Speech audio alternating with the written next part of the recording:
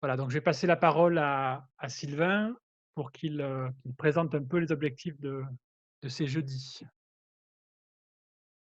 Oui, bonjour. Donc Sylvain Pambour, je suis là au nom du réseau Territoire et Citoyens en Occitanie, donc un réseau régional UNADEL sur la grande région, donc Occitanie. Donc je voulais juste rappeler un peu la genèse de ces jeudis et vous faire un rapide retour plutôt que léger, j'espère, sur le premier jeudi qui s'est déroulé il y a 2 semaines. Donc euh, ces jeudis-là, ils ont été suscités et impulsés par une idée de Stéphane Loukhanov, qui est un ancien délégué de l'UNADEL.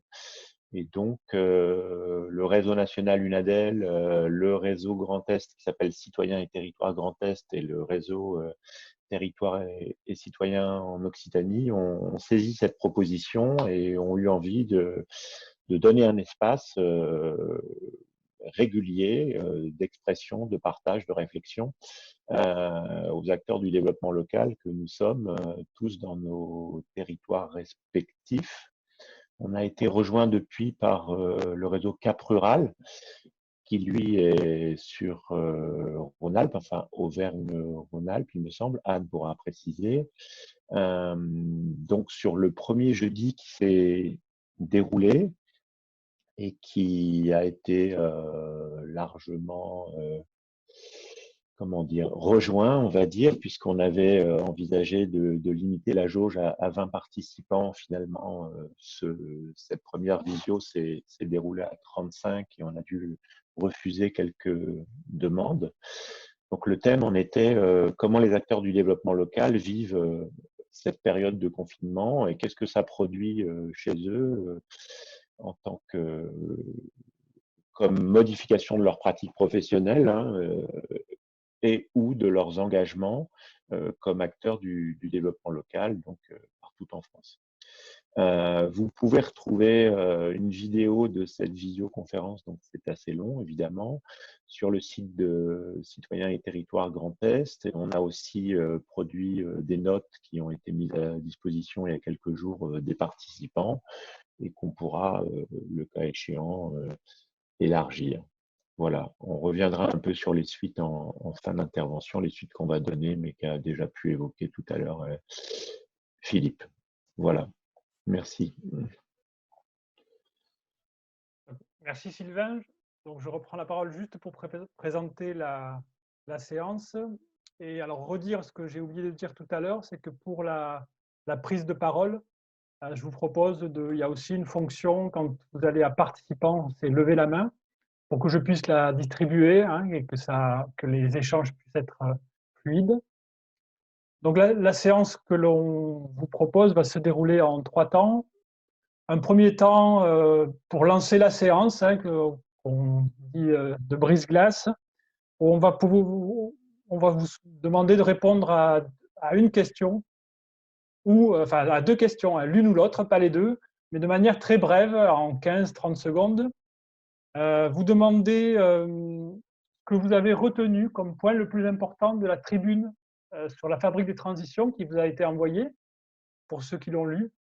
Donc voilà, signaler juste un point, ça m'a intéressé, ça c'est important, sans forcément trop développer. Et puis c'est l'occasion de vous présenter en même temps.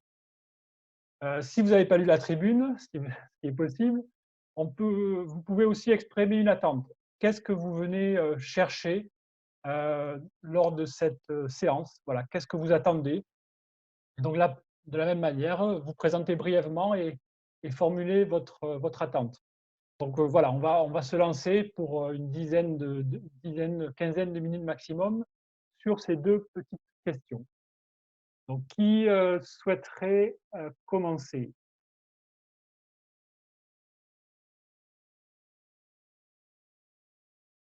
Alors, je vois une prise de parole pour l'instant.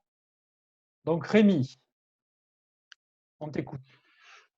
Ouais, je veux bien commencer parce que je suis peut-être le plus neuf dans tout ça. Donc, je suis Rémi de Montaigne, nouveau délégué national de l'UNADEL, arrivé depuis la semaine dernière, donc dans des conditions particulières.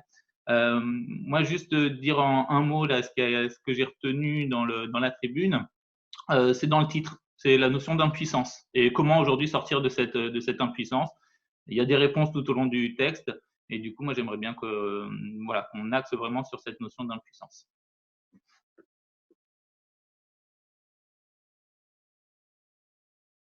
Merci. D'autres prises de parole? Alors, on a Emmanuel. Tu peux y aller, Emmanuel. Emmanuel Bénard, moi je suis chargée de développement social urbain à Brest, sur le quartier de Pont-à-Nézen, qui est un quartier politique de la ville, et chargée des questions d'emploi, d'économie sociale et circulaire sur les quartiers populaires. Moi, la tribune, je la trouve vraiment très chouette et je trouve que ça donne un peu le peps dont on a besoin justement pour faire face à cette impuissance collective. Moi, il y a deux choses qui me tiennent à cœur, mais que j'ai commencé à trouver à l'UNADEL. C'est comment on repolitise, mais au sens noble du terme, nos métiers de développeurs face à des logiques gestionnaires. Je pense que c'est un peu important pour ne pas être complètement impuissant et broyé. Et le deuxième élément qui est déjà un peu dans la tribune, c'est comment on fait du commun avec d'autres réseaux, comment on fait converger des gens qui agissent ailleurs et qui pensent un peu comme nous. Et je pense notamment au réseau de l'économie sociale et solidaire, qui sont plus associatifs, mutualistes, coopératifs, mais avec lesquels on aurait, je trouve, intérêt à coopérer. Merci, Emmanuel. Alexia, tu as demandé aussi la parole. Oui. Oui. Oui, Alexia Beaujeu, donc de La Traverse. Donc, je fais partie de l'association La Traverse qui travaille sur la transition écologique en milieu rural. Et pour le moment, une partie de nos activités a été de réaliser un podcast sur ce sujet en faisant un tour de différents territoires ruraux et périurbains. Et du coup, ce que je retiens de la tribune, c'est la notion de changement d'échelle, parce que c'est quelque chose qu'on a beaucoup vu dans notre tour. Oui, certes, il y a des initiatives partout de transition, tel assaut de villes en transition et tout, mais il y a des difficultés à passer à un niveau plus large, à mobiliser les responsables politiques aussi, et ouais, à apporter des réponses systémiques. Du coup, c'est très encourageant. Merci. Alors, Madame Reynaud, on vous écoute. Il faut activer votre micro. Hop. Allez-y.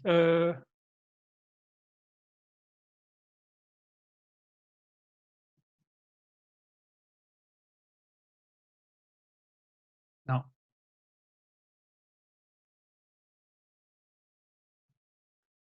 On ne vous attend pas. Allez-y. Attendez, je vais l'activer moi-même. Je l'active.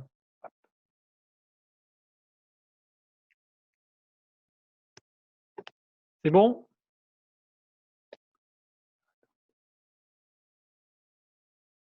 Normalement, c'est bon.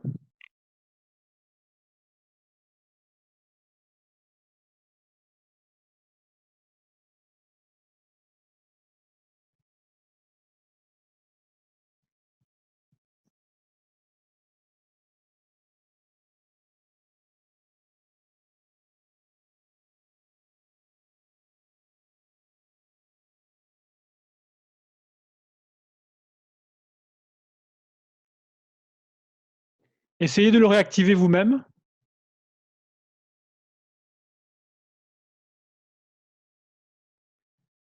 Je vais vous proposer, alors s'il y a une autre prise de parole, et entre-temps, on essaie de régler le problème de Madame Reynaud. Est-ce que quelqu'un d'autre souhaitait… Alors, Madame Brault.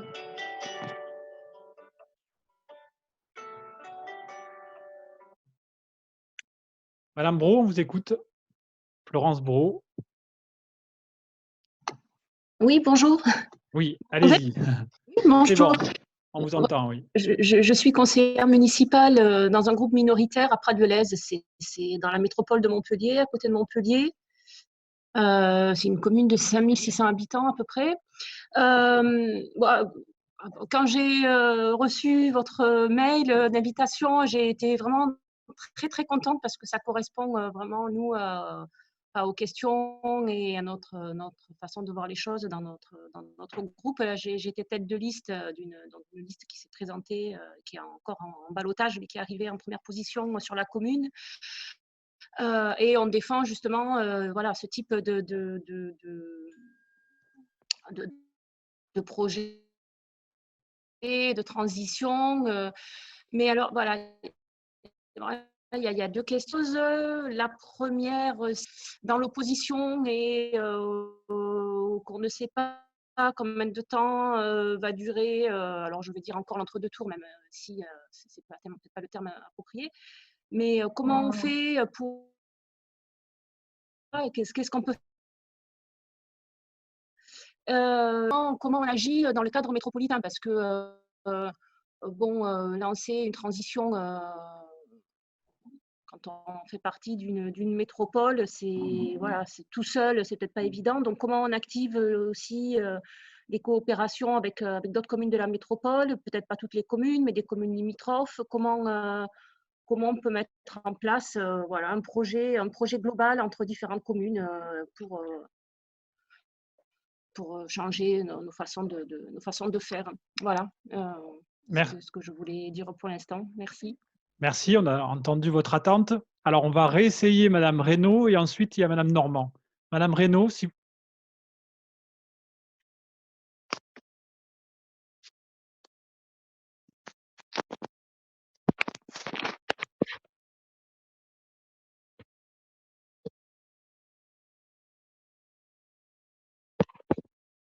Je pense qu'il faut qu'elle active son micro d'ordinateur, en fait.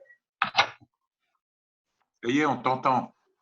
Non, ça c'est Cécile. Alors, Madame Reynaud me dit éventuellement, essayez sur votre ordinateur de vérifier que le micro est bien activé, que le son est bien activé.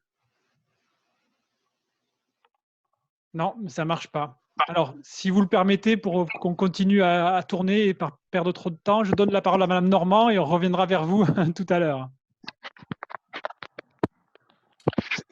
Bonjour, moi je vais rejoindre en fait une collectivité à partir de là pour travailler sur les questions d'emploi au niveau intercommunal.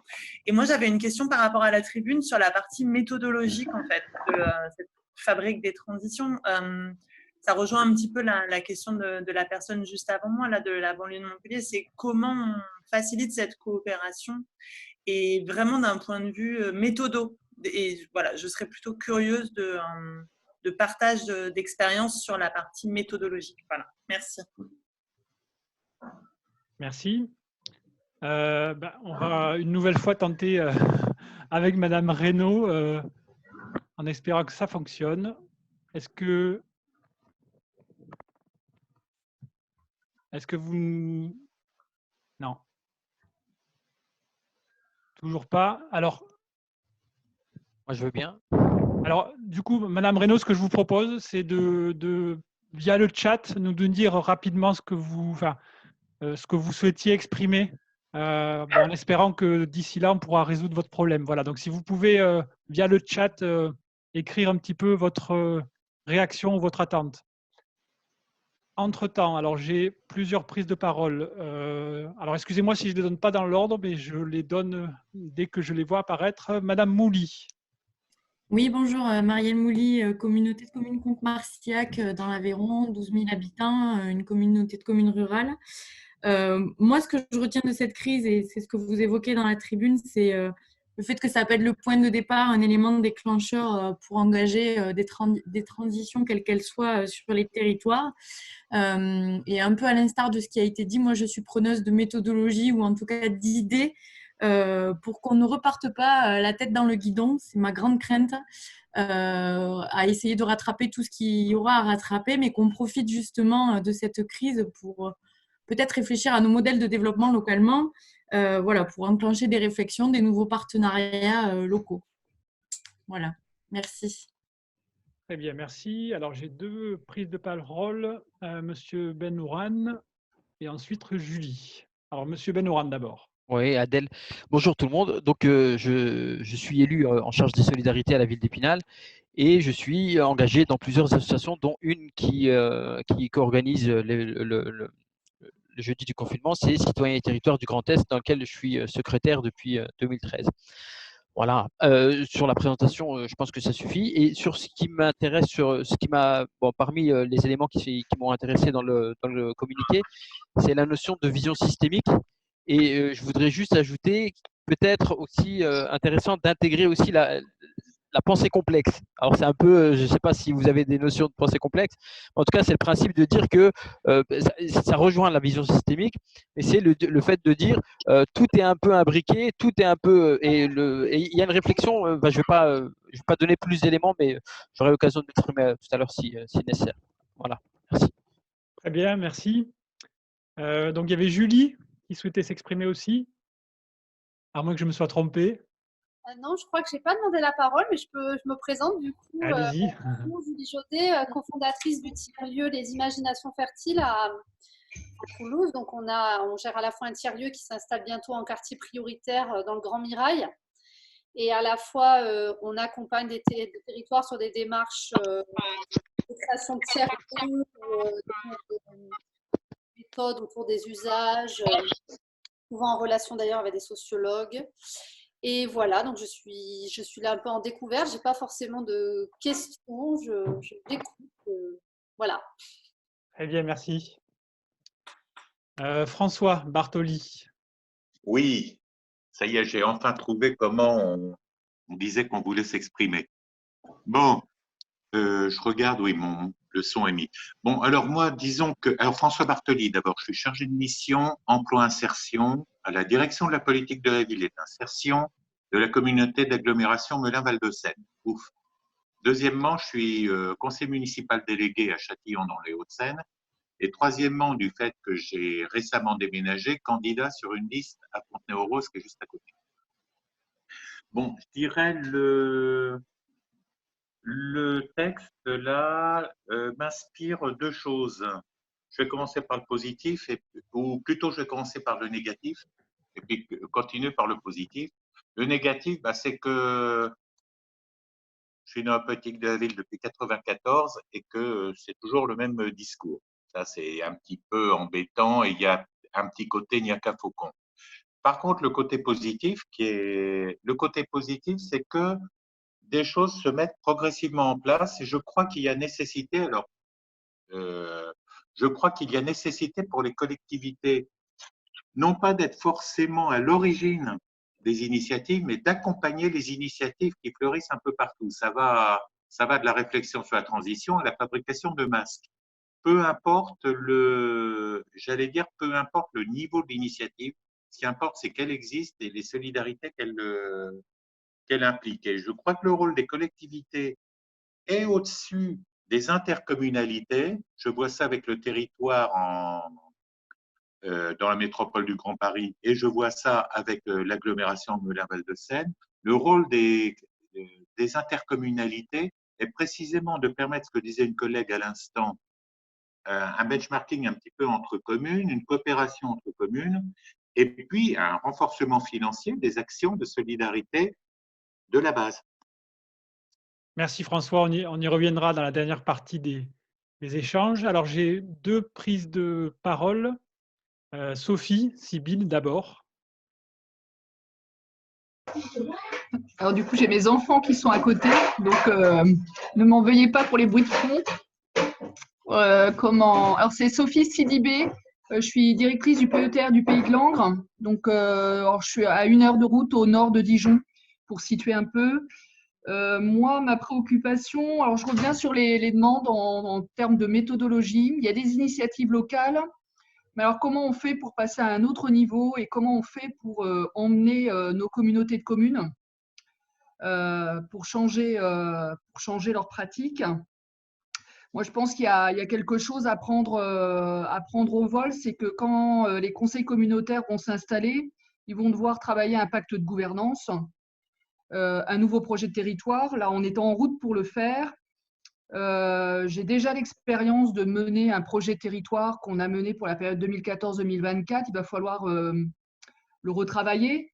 Mais je suis vraiment en attente de comment on s'y prend. Enfin, la question, c'est comment on s'y prend pour changer d'échelle. Et il y a des attentes. Je vois bien qu'il faut passer à un après-Covid. Il y a des attentes peut-être d'un développement plus durable. Mais alors, comment on s'y prend?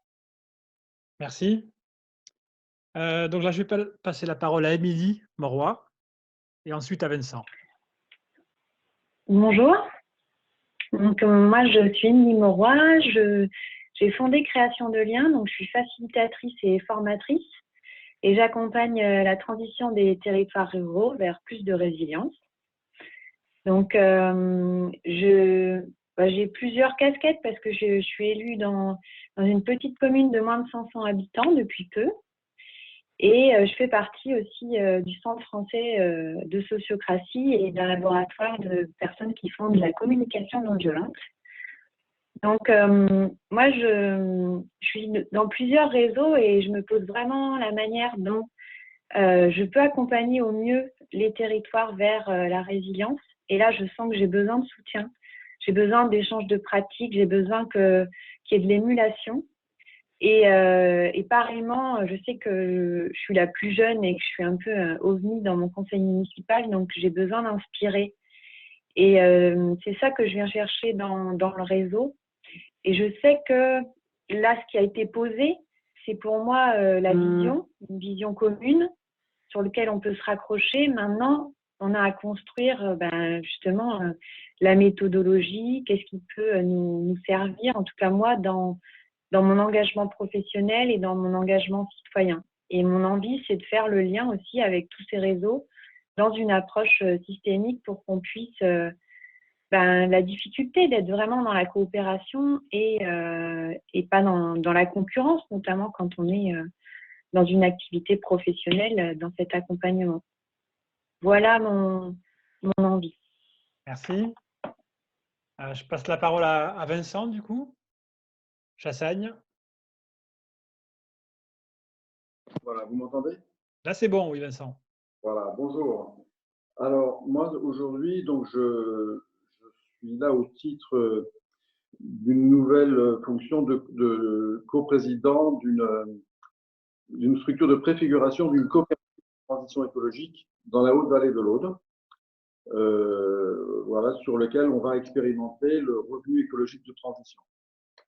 Et puis, par ailleurs, j'ai beaucoup travaillé avec l'UNADEL, je salue tous les amis de l'UNADEL, sur notamment l'analyse des territoires en transition avec Los Angeles, etc.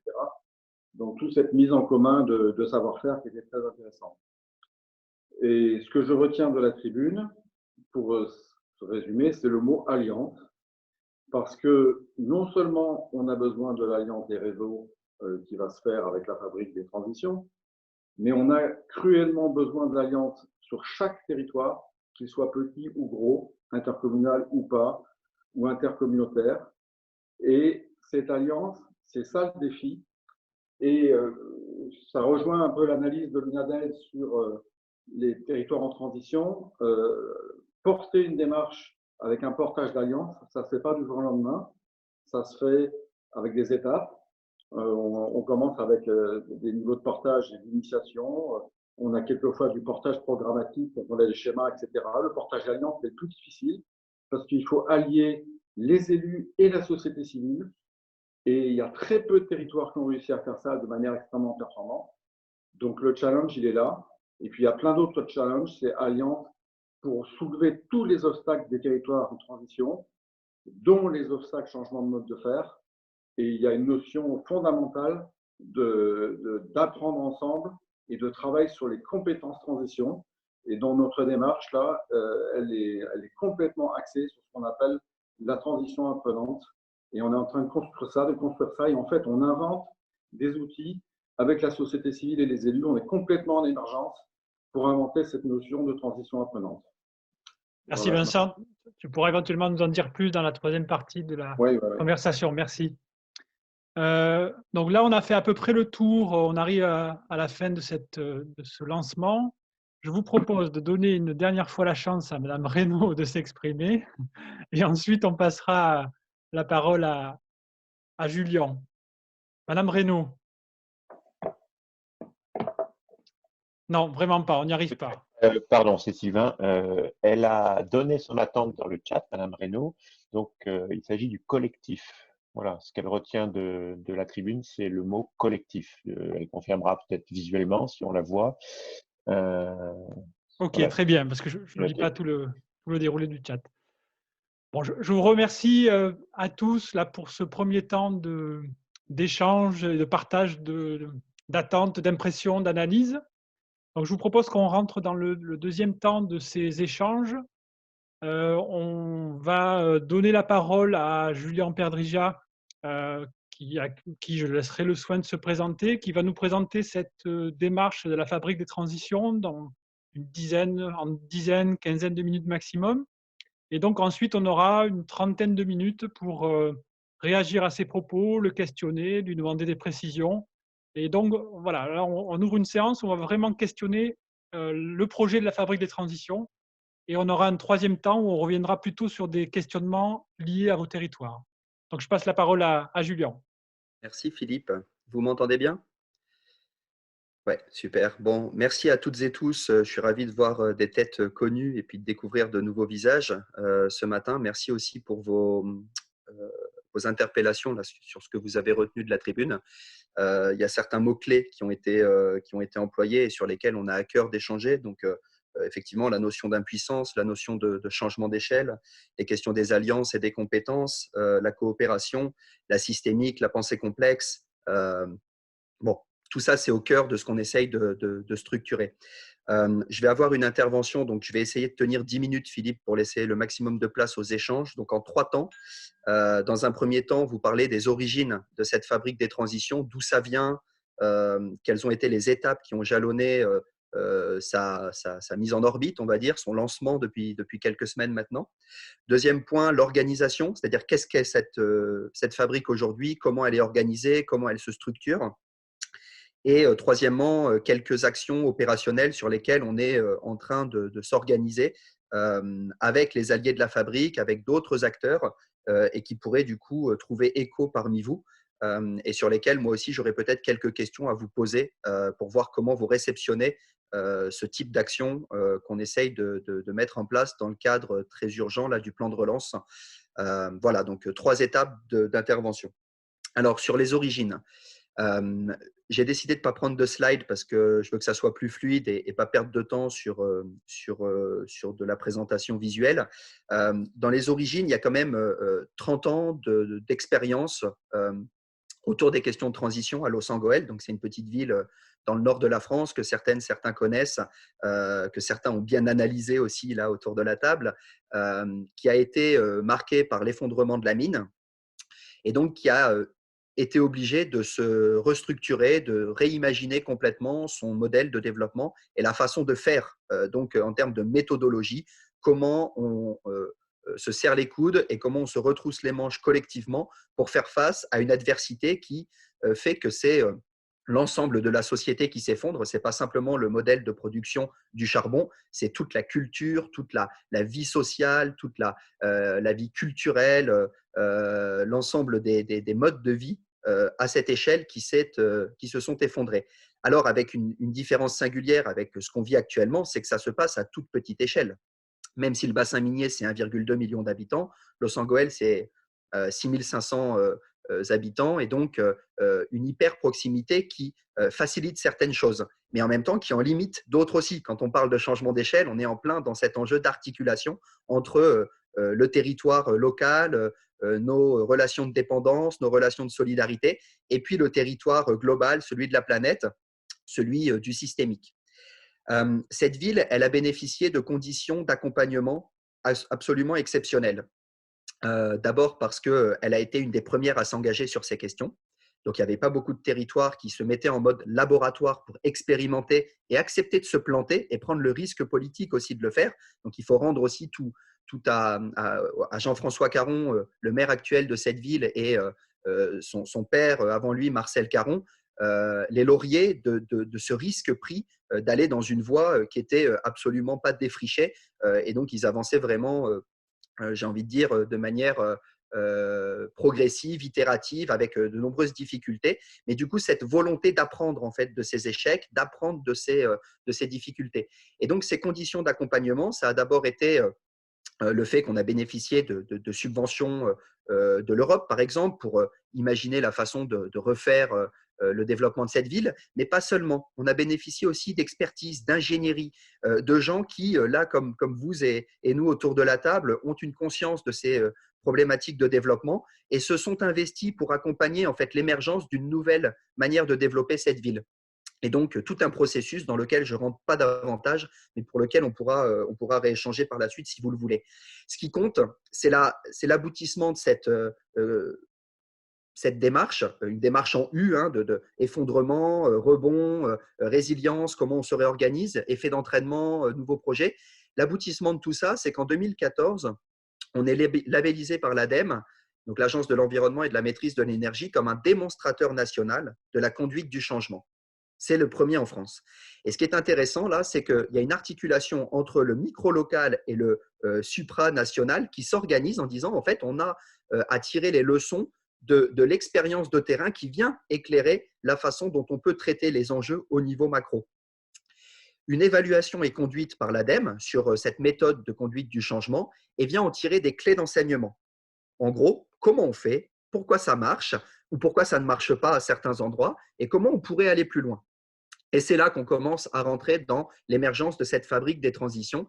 C'est qu'on s'est dit, en fait, on ne peut pas être dans une logique du copier-coller.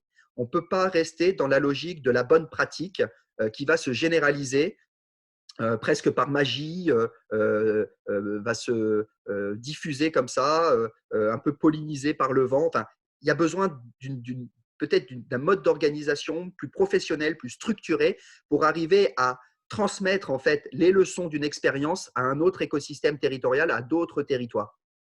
Et donc, on a commencé à confronter ces clés d'enseignement à d'autres territoires, avec l'ADEME qui a pris en charge une démarche et qui a mis autour de la table des communautés de communes et la ville de Loos pour faire cet échange, et puis une démarche qu'on a prise en charge par nous-mêmes, subventionnée par des pouvoirs publics, mais de dire on va rassembler nous-mêmes en fait des petites villes pilotes de ces questions, qui ont toutes 10, 15, 20, 30 ans, voire beaucoup plus pour le mener, 50 ans, 60 ans de développement local, de développement territorial durable. Et on va essayer d'en tirer des principes directeurs communs. Est-ce que si on rassemble la somme de notre expérience, plutôt que de l'additionner, est-ce qu'on peut en déduire les quelques clés fondamentales qui sous-tendent toute notre capacité derrière à installer des bonnes pratiques, à mettre en place des projets qui fonctionnent, qui font transition, qui font coopération. Et c'est ce qu'on a abouti à faire avec un référentiel qu'on a consolidé qui s'appelle le référentiel Ville-Pair, territoire pilote de la transition. Pourquoi Ville-Pair ? Parce qu'on a cherché à regarder ces clés d'enseignement du point de vue de 3 catégories d'acteurs qui nous semblent absolument complémentaires. Le point de vue des élus, qui ont une certaine responsabilité qui n'est pas celle exactement de l'administration. Le point de vue des techniciens, des agents de l'administration, qui ont aussi une certaine charge qui n'est pas celle des élus. Et souvent, il y a des enjeux de bien articuler le binôme élu-technicien pour faire en sorte que ça marche, mais aussi le point de vue de l'opérateur économique, de l'opérateur du territoire, c'est-à-dire celui dont on doit faciliter l'action, pour reprendre les mots de M. Bartoli, dont on doit faciliter la mise en mouvement, dont on doit essayer de trouver les clés pour sortir d'une bureaucratie qui fait qu'on patine tous derrière. Et l'opérateur économique, ça peut être l'entreprise, ça peut être le collectif citoyen, ça peut être l'association de quartier, ça peut être le collectif de transitionneurs. On a une compréhension de l'économie au sens d'un levier au service des besoins sociaux et dans les limites de la biosphère. Donc voilà, c'est une économie au sens très large du terme. Et ce référentiel, il pose 4 balises. Les questions d'engagement, comment on les reconnaît et comment on les facilite. Et l'engagement, ça a fait appel à la subjectivité. Donc, il y a aussi dans les formes d'organisation de travail et dans la manière de faire la coopération une attention à avoir sur ces formes d'engagement. Ça ne peut pas être du militantisme au détriment de sa personne. on ne peut pas se cramer en 3 ans de temps. On doit tenir une course contre la montre, certes, mais sur le temps long aussi. Donc, c'est à la fois un marathon et en même temps un sprint qu'on essaye de jouer là contre le dérèglement climatique. Donc, cette question de l'engagement, elle nous paraît clé. La deuxième clé d'entrée, c'est celle de la coopération que vous avez pointée, qu'on qualifie comme finalement une mise au travail des conflits, une capacité à mettre sur la table ce qui pose problème, à prendre en charge les contraintes de l'autre dans son propre système, dans sa propre organisation, dans son propre travail. Et il y a des experts de ça. Moi, je ne prétends pas être un expert de ces questions de coopération. Je suis plutôt un praticien, quelqu'un qui essaye de mailler un peu tout ça. Mais je renvoie vers les webinaires actuellement de l'Institut des territoires coopératifs, si ça vous intéresse. Ils ont des séances, vous pouvez retrouver les webinaires en ligne et ils vont vraiment étape par étape pour détailler, expliquer la façon dont ils structurent une méthodologie pour monter en maturité coopérative. Bon, c'était la petite séquence publicitaire. Le troisième point, c'est la systémique, justement, c'est-à-dire la capacité d'intégrer des enjeux contradictoires.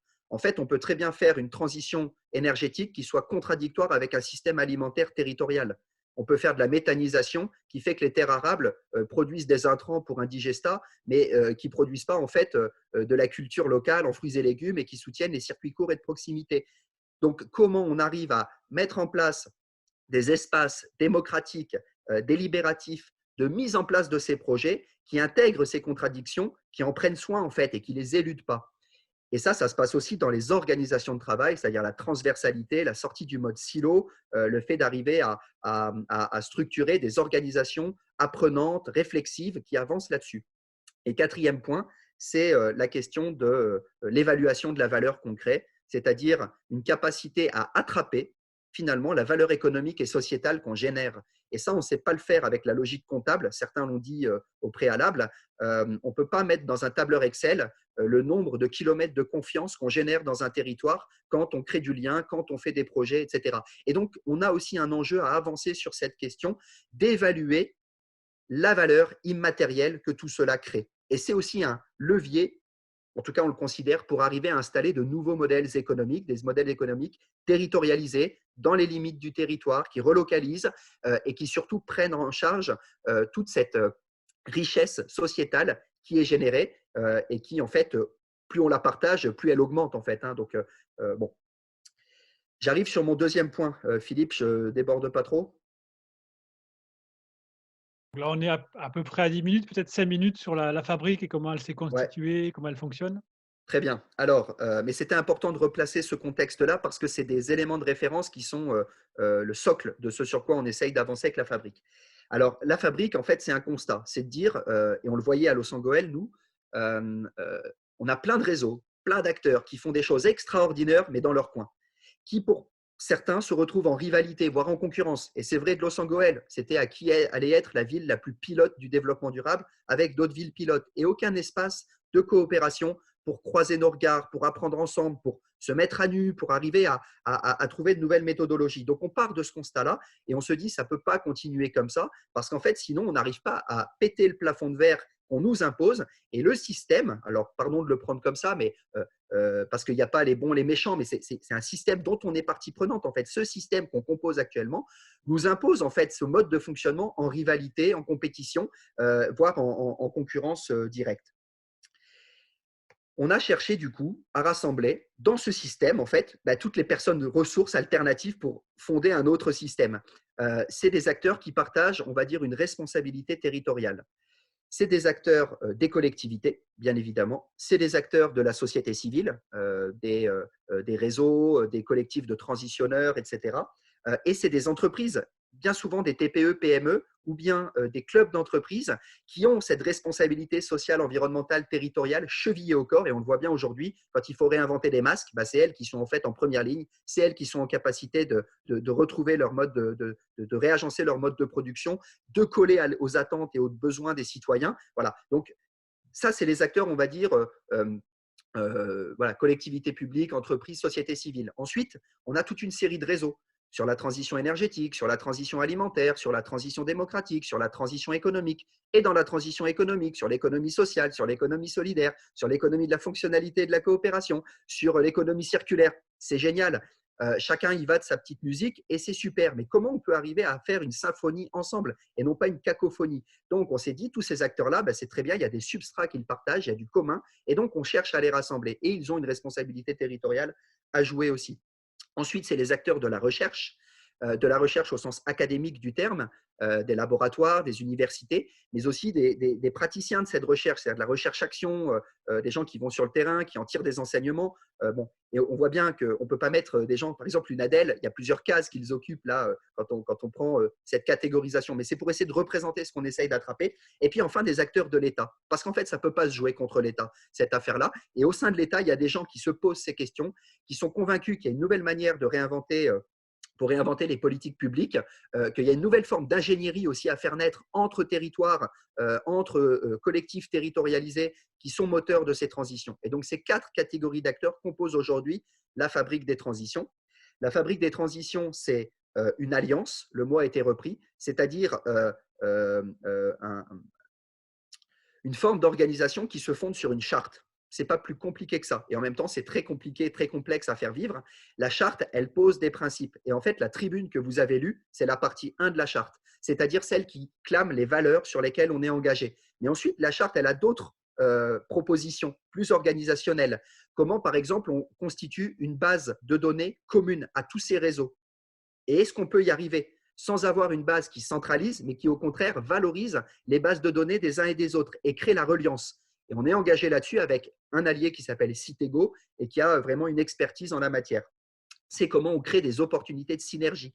Pour ça, il faut mieux se connaître les uns les autres. Donc, comment on arrive à partager ce qui fonde l'identité racine de chacun, ce qui crée la compétence propre à chaque réseau, chaque acteur, chaque organisation, et comment on arrive à trouver dans les complémentarités de cet espace nouveau qu'on fait naître, l'opportunité d'aller chercher des compétences chez les autres, d'expérimenter d'autres manières de faire dans les territoires, etc. Bon, voilà. Donc, je n'en dis pas plus sur la charte, vous pouvez la lire sur le site internet, le petit site artisanal qu'on a sorti, fabriquedestransitions.net.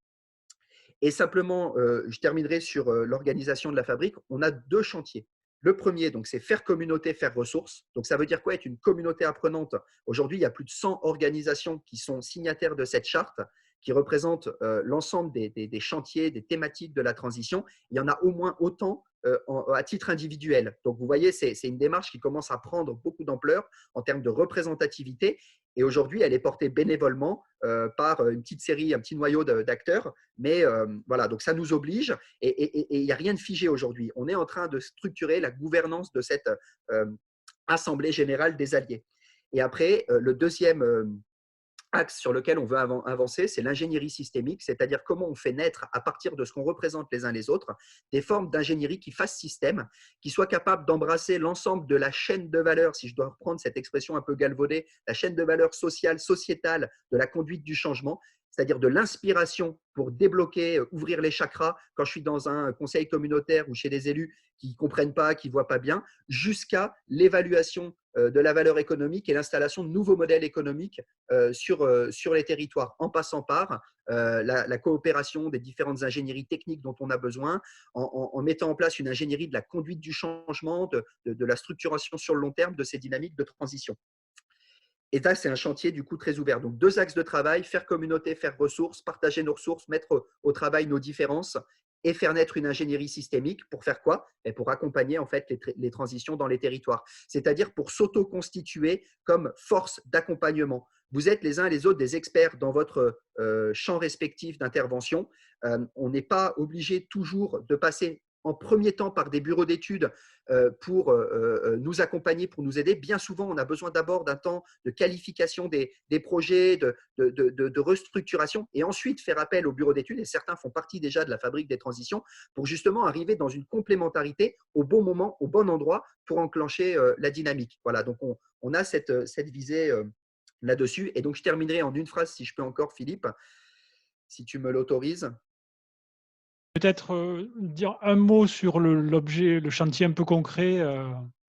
Voilà. En fait, on a deux chantiers en cours, très, très opérationnels, là, deux actions à court terme. Le ministère de la Transition écologique et solidaire qui veut aller vers un référentiel partagé pour accompagner ce que sont les contrats de transition écologique. En fait, il voit bien qu'il y a 80 CTE aujourd'hui répartis en France, mais que ça ne fait pas forcément système, ça ne fait pas communauté apprenante. Et surtout, c'est très compliqué dans cette diversité de situations d'arriver à orienter leur action de manière collective. Donc, on est engagé avec le ministère pour proposer une forme d'accompagnement des contrats de transition écologique, les faire monter en systémique et les mettre dans une démarche de communauté apprenante et agissante. Premier chantier, on pourra en reparler. Et le deuxième, c'est dans le cadre du plan de relance qu'on a aujourd'hui, dont on a entendu parler les uns les autres, et on voit bien qu'il y a des premières lignes de crédit qui sont débloquées sans vraiment contrepartie structurée.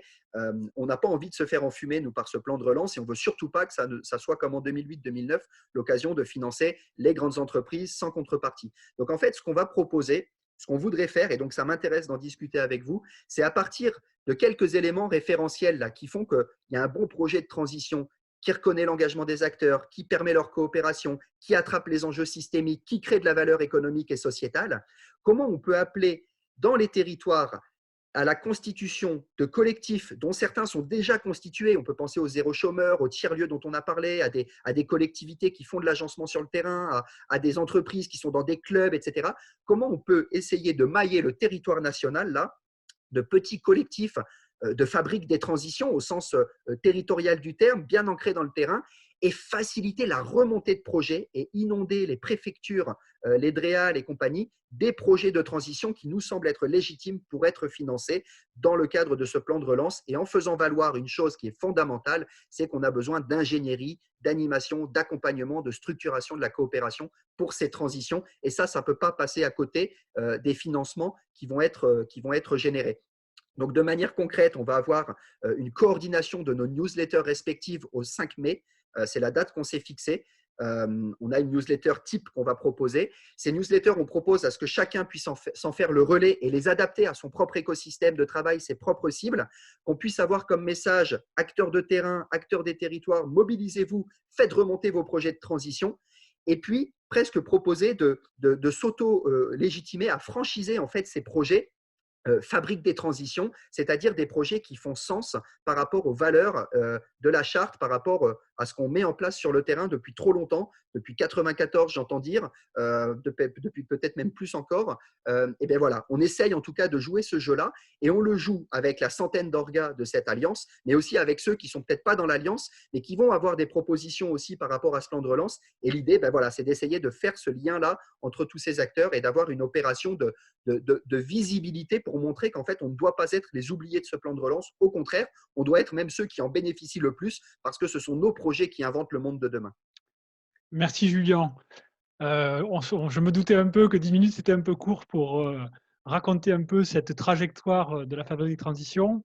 Comme tu t'es pas présenté, je le fais pour toi. Donc, tu as été d'abord chargé de récit à Losangoel et ensuite directeur de cabinet. Et là, tu es en train de basculer et devenir le premier animateur de la fabrique des transitions. Alors, j'ai déjà quelques remarques dans le chat. Et justement, une première question de Julie sur le lien entre la fabrique des territoires. Hein, quel lien entre cette labellisation fabrique des territoires et la fabrique des transitions? Ce que je vous propose, c'est de peut-être prendre quelques réactions, quelques questions, quelques remarques, et qu'ensuite on redonne éventuellement la parole à Julien pour qu'il précise les choses. Donc voilà, une première question sur le chat. Est-ce que d'autres veulent prendre la parole, poser une question, demander une précision?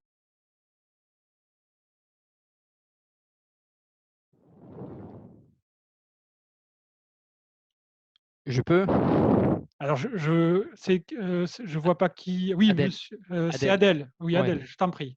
Ouais, donc j'ai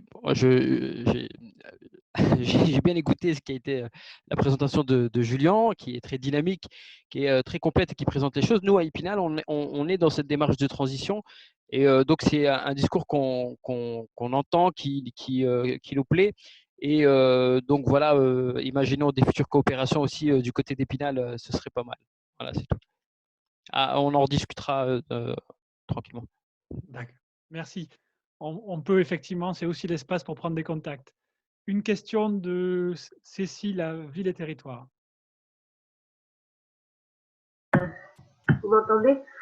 Oui. Donc, moi, je suis là à 2 titres. Je suis là comme directrice d'un centre de ressources politiques de la ville Est-Occitanie, où on entame un cycle sur justement le développement durable et la politique de la ville, comment ça se croise, où est-ce que ça se croise.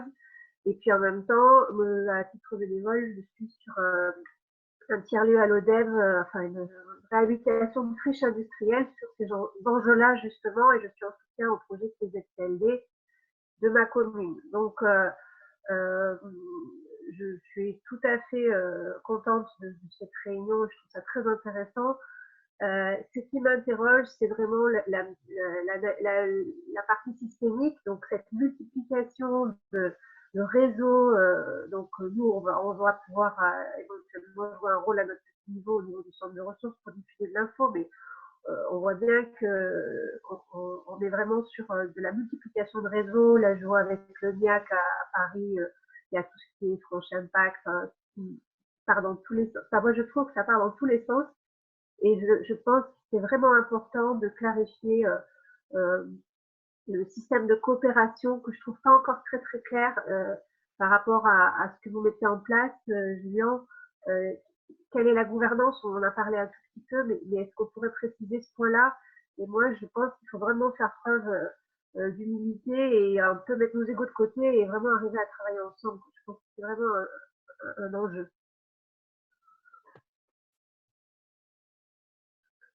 Merci. Alors, je réponds juste à un élément du chat très concret. Est-ce qu'on peut avoir les contacts des participants? Je renverrai un mail si tout le monde est d'accord, je le ferai passer. Est-ce qu'il y a une autre question ou est-ce qu'on redonne la parole à Julien sur 2 questions qui ont été posées, hein, le lien avec la fabrique des territoires et c'est comment s'organise la gouvernance et la coopération dans le cadre de la fabrique? Peut-être Julien? Oui, alors peut-être repartir donc effectivement de la gouvernance. C'est une question qui est très complexe en fait, et j'ai pas la réponse. En fait, on va l'expérimenter au fur et à mesure. On est parti de cette idée que on pouvait pas avoir une organisation parapluie qui parle au nom d'eux et qui représente les acteurs. On ne voulait pas d'une fédération et on ne voulait pas que ces différents acteurs, ces différents territoires se fondent à nouveau dans un énième réseau, dans une énième structuration en réseau. Enfin, ce qu'on entend par réseau, c'est réseau institutionnel qui est légitime pour porter un message au nom de ses adhérents. Nous, ce n'est pas ce qu'on veut faire et ce n'est pas ce que les membres de la fabrique nous ont demandé de faire. Parce qu'on ne veut pas justement réinventer un énième machin.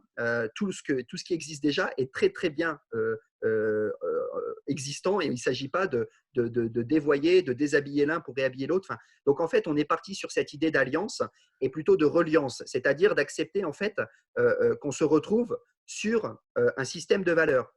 Oui, mais après, le système de valeurs, ça ne suffit pas parce qu'on signe tous des tribunes à tire-larigot. Et puis, voilà, si je reprends les termes depuis 1994, combien de tribunes on a signées et combien ont vraiment permis de changer la donne? Bon, ça avance petit à petit. Hein. Je ne dis pas que ça n'a rien fait. Au contraire, moi, je suis très admiratif de ces combats menés sur le long terme et malgré tout, ces petites victoires qui font qu'on avance progressivement. Mais ça ne suffit pas et on voit bien qu'on est vite rattrapé par ces questions de changement d'échelle. Donc ensuite, on s'est dit, on aurait besoin d'une petite organisation, un espèce de véhicule en fait, qui fasse l'animation de ces différents réseaux mis en reliance dans cette fabrique des transitions. Et c'est comme ça qu'on a monté l'association de promotion de la fabrique des transitions. Donc effectivement, aujourd'hui, je m'exprime à la fois comme technicien des services de la ville de Los-Angeles qui soutiennent depuis le début, la ville de Los qui soutient depuis le début cette démarche, et cette association de promotion qui est constituée des membres les plus actifs dans l'émergence de cette fabrique des transitions depuis 2 ans, 3 ans, on va dire. Et donc, il y a une vingtaine d'individus, une dizaines d'organisations, parmi lesquelles les territoires TEPOS, et donc le CLER, Comité pour les énergies renouvelables, enfin le réseau pour la transition énergétique, l'UNADEL, l'Institut des territoires coopératifs, l'Institut de l'économie des fonctionnalités et de la coopération. Bon, j'en oublie plein, je ne les ai pas là en tête. Mais donc voilà, et cette petite asso, en fait, c'est une asso, j'ai envie de dire fermée, dans le sens où on ne doit pas confondre la gouvernance de l'Alliance, qui est là, qui est le vrai moteur en fait de ce qu'on veut réussir à faire, et cet assaut de promotion qui vise simplement à se taper les questions administratives, d'animation et très réglementaires, on va dire, enfin budgétaires, etc. Bon.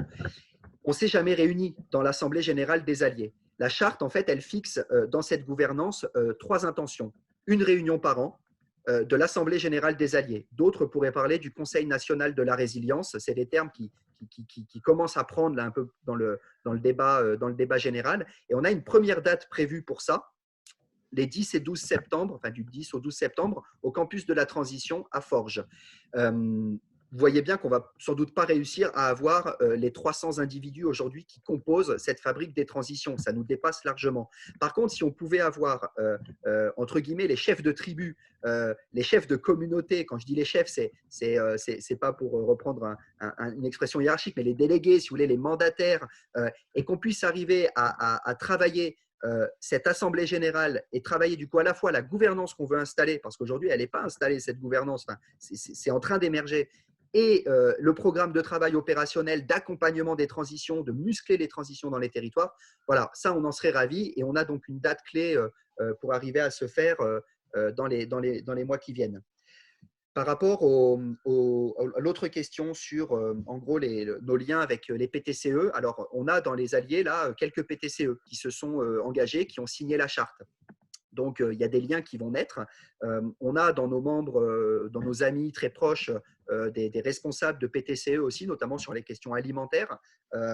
Mais le lien, si vous voulez, il n'est pas encore très bien établi. C'est-à-dire qu'on est vraiment dans cette phase où on commence à constituer ce que pourrait être la feuille de route pour chacune des organisations ou chacun des réseaux en lien avec la fabrique des transitions, c'est-à-dire en lien avec les autres alliés. Qu'est-ce que moi j'amène et qu'est-ce que je prends? En fait, c'est cette question qu'on pose à chaque fois. Et ça se fait de manière très itérative parce que pour l'instant, je suis un peu tout seul avec l'aide de Philippe, avec l'aide de quelques-uns, mais à prendre en charge ce que pourrait être cette intégration des alliés les uns vis-à-vis des autres. Les territoires zéro chômeur longue durée, on n'a pas de lien direct avec eux pour le moment. Par contre, quelqu'un demandait en début de séance le lien avec l'ESS. Font partie aujourd'hui des alliés de la fabrique, le labo de l'économie sociale et solidaire, le réseau pour des territoires pour une économie solidaire, le RTES, l'APES, qui est une organisation ESS dans les Hauts-de-France, et le MOVE. Donc voilà, ils viennent de s'inscrire dans la charte, mais on n'a pas encore discuté avec chacun, etc. Et donc, je n'ose pas imaginer qu'à un moment donné, on n'ait pas les territoires zéro chômeur, surtout dans cette façon de faire un appel pour faire remonter les projets, pour arriver à attraper une autre valeur économique créée, générer du coup de l'emploi local, relocaliser les circuits économiques, ça fait sens. Maintenant, on a aussi l'humilité de ce qu'on est, c'est-à-dire une organisation pour l'instant bénévole, avec quand même un cheminement, une structuration de trajectoire, une grosse ambition, mais quand même pour l'instant peu de moyens. Mais en même temps, énormément de ressources, parce que vous êtes les uns et les autres, demain potentiellement, et certains le sont déjà, les acteurs opérationnels de la fabrique des transitions. Et en gros, si j'avais un message à passer, c'est en fait, cette fabrique des transitions, elle est là, elle est pensée pour permettre à toute une série d'acteurs un peu fragiles pour l'instant, un peu trop alternatifs, pas forcément considérés, ou considérés, mais toujours dans, bon, ok, ils font du développement durable, mais c'est à côté. Autorisons-nous à démontrer qu'en fait, on est la force de conduite de changement et qu'on peut s'organiser différemment. La façon de faire, elle est du coup à inventer avec la contribution des uns et des autres. Et je n'ai pas de recette miracle. Merci Julien. Alors, il y a encore une question dans le chat, mais on peut en prendre une ou deux pour aussi faire circuler la parole. Est-ce qu'il y a encore une personne ou deux qui veulent éventuellement poser une question? Donc, Emmanuel, je te passe la parole.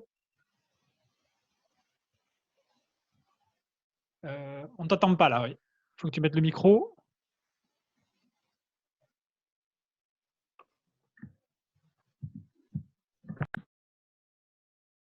Alors, je te propose, Emmanuel, là, en attendant de régler ça, que tu poses peut-être la question par le chat.